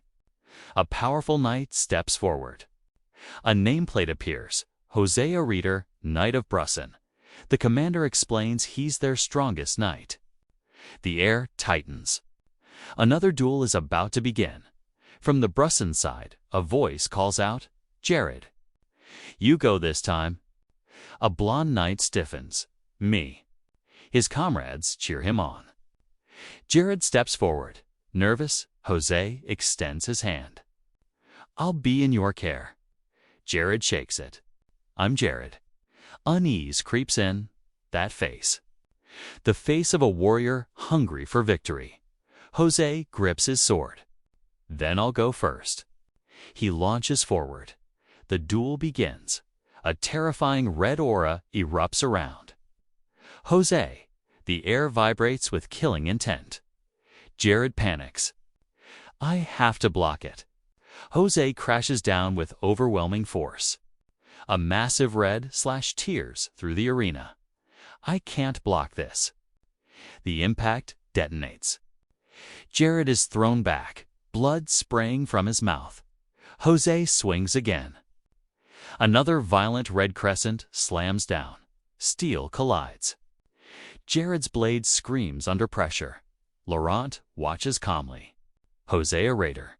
Strength like an orc. But techniques far beyond the norm. Jose explodes forward again. His sword comes down like a guillotine. The impact sends Jared flying. He skids across the arena floor. The match is over. Jared collapses on one knee. From the stands, the command comes down. Enough Jose offers a hand. He praises Jared for lasting as long as he did. Jared accepts it with a weak smile. Laurent declares the score 1-1. The sparring session is finished. The knights burst into applause. A delicate hand rests against a champagne glass on the balcony. The black-haired knight turns to the red-haired woman. "It's time we start getting to know each other better," he says calmly. Building trust with comrades is important. She studies his face. "You're right. But I'm a little disappointed." Her hand touches the brooch on his shoulder. She leans closer. "You said it was important to understand Brussen." With a teasing smile, she asks if he plans to keep putting off getting to know her too. She gently lifts his chin. Her blue eyes lock onto his. The tension shifts from battle to something far more personal. The red-haired woman leans in close, her lace-gloved fingers resting lightly against his cheek. She reminds him it's important to understand Brussen, then teasingly asks if he plans to keep avoiding getting to know her. Caught off guard, he stiffens and murmurs her title, gaze flicking away. She cups his chin, lifting his face to meet her eyes, his expression tightening with unease. Then a voice breaks the tension from behind. A man casually reminds them he promised to show them his office. She straightens instantly, laughing it off like nothing happened. He's left unsettled, wondering if that moment was all an act. When the man offers to show the office right now, she agrees confidently. He politely excuses himself, saying he has business with his knights, and slips away. The Archmage Duke suddenly vanishes in a blur. The red-haired noblewoman stares after him. Stunned, her face flushes with irritation as she clenches her fists. Muttering angrily about his strange behavior, banners from multiple allied nations rise over Balsad. Word spreads that even the Imperial Supreme Commander has arrived. The atmosphere grows tense as each army silently measures the other's strength. Inside the stronghold, commanders form quiet alliances. Everyone is assessing one another, except Briol, outside. He appears in a simple white shirt, sword resting casually at his side. Unconcerned. He says they should focus only on training, when another noble points out that others are already forming alliances. Briol smiles. Rushing into politics now, he says, would only lead to shallow results. Pride is the real problem. Every commander believes their forces are the strongest. Empty words won't unite them. The only way, he says, is by showing strength. With a sharp smile, he turns. "Then shall we spar instead?" Boots step across the dirt. Laurent accepts immediately. Blue mana surges around his body as the air trembles from pressure alone. Briol narrows his eyes, as expected. His mana is pure. Laurent explodes forward. Their swords collide in a sharp, metallic crack. Sparks burst as they clash again and again. Laurent swings heavier. Faster, another violent impact echoes across the training ground. Up close, Briol's gaze sharpens. Truly precise. A blade sharpens so keenly it allows not even the slightest disturbance. The scene abruptly shifts. Snow falls in heavy silence. Briol sits slumped against a jagged rock, blood soaking his torn shirt. His sword lies half buried in frost. "Even when you killed me." The sword itself was nothing but pure. The duel snaps back into motion. Briol unleashes a sweeping blue arc of mana. Laurent counters, using recoil to launch himself forward. Both men dash at full speed. Their blades glow as they collide again in a blinding flash. Sparks erupt between their faces as their swords lock. Neither gives an inch. Sweat beads down their brows, but both are smiling. Behind them, knights erupt into cheers, overwhelmed by the intensity. Nearby, a blonde knight watches calmly. He admits everyone is fighting fiercely and acknowledges Briol's skill. Then his attention shifts. A tall knight steps forward, grinning. Golden light sparkles behind him, sir. Jose raises his voice, asking to spar as well. The prince exhales in amusement. He points casually toward Jared. Jared freezes before he can protest. Sir Jose grabs him and drags him away laughing. The prince watches with a relaxed grin. Have fun out there. After the spar ends, Laurent bows politely, thanking His Highness. The prince smiles and tells him they should fight again next time. Laurent walks off. The prince heads to a quiet spot beneath a tree and sits down. The tension finally leaves his body.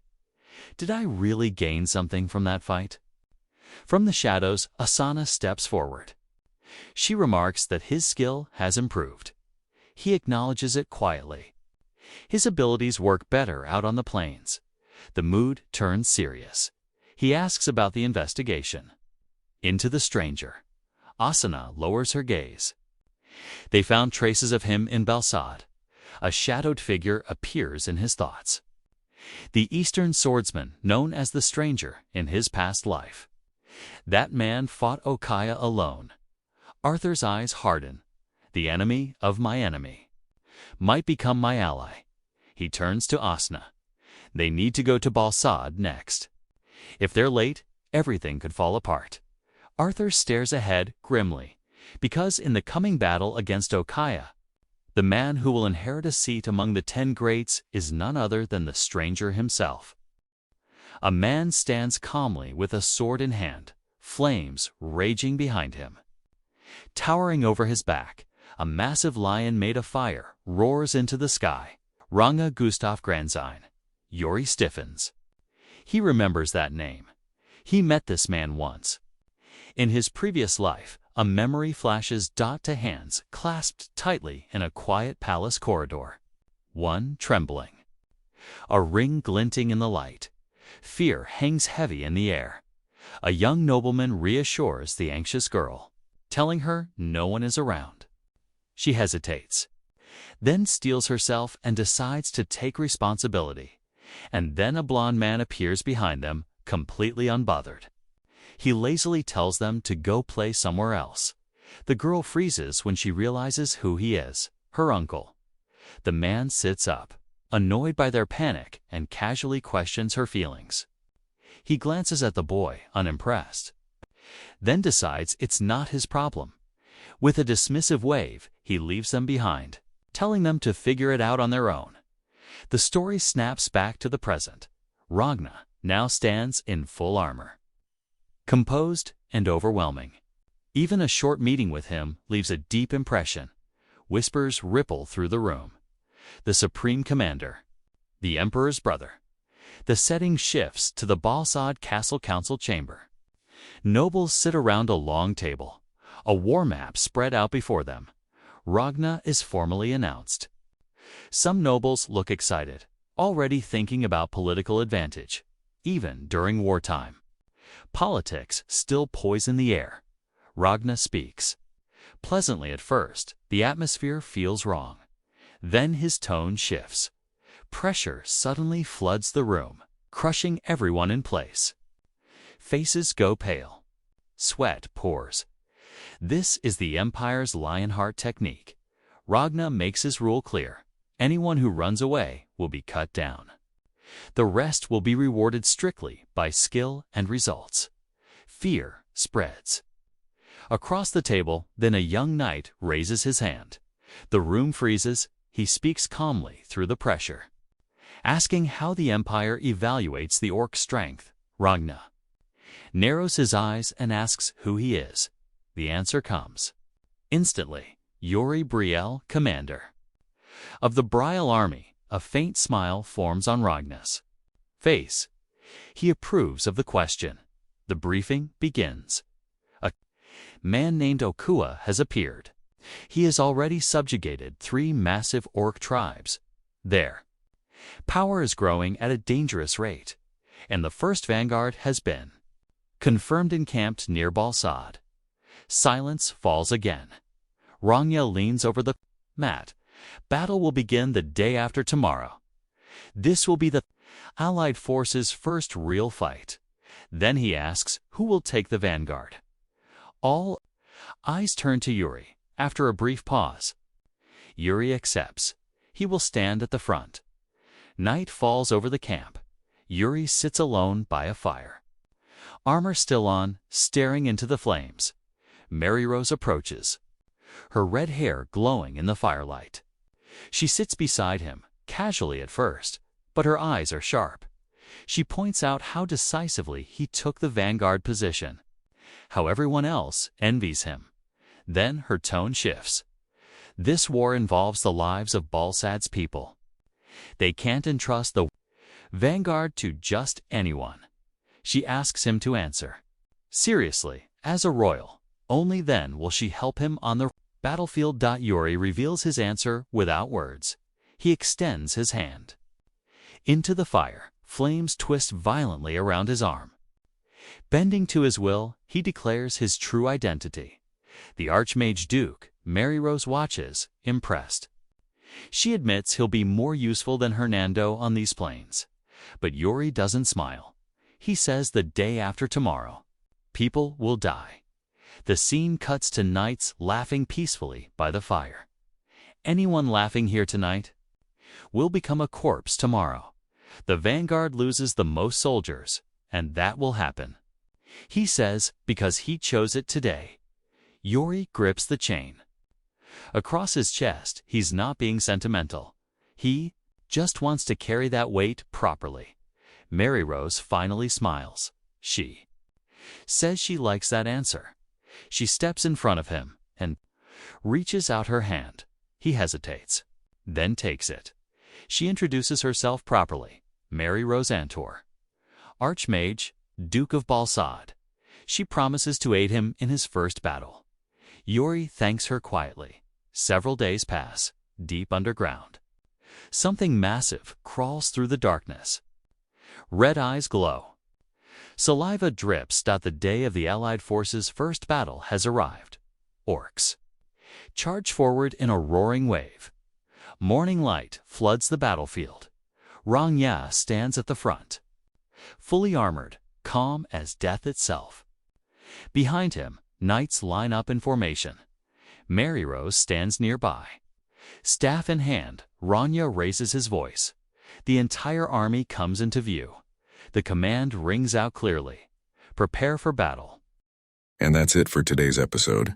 If you enjoyed this recap and want to see what happens next, make sure to hit the like button and subscribe so you don't miss the upcoming parts.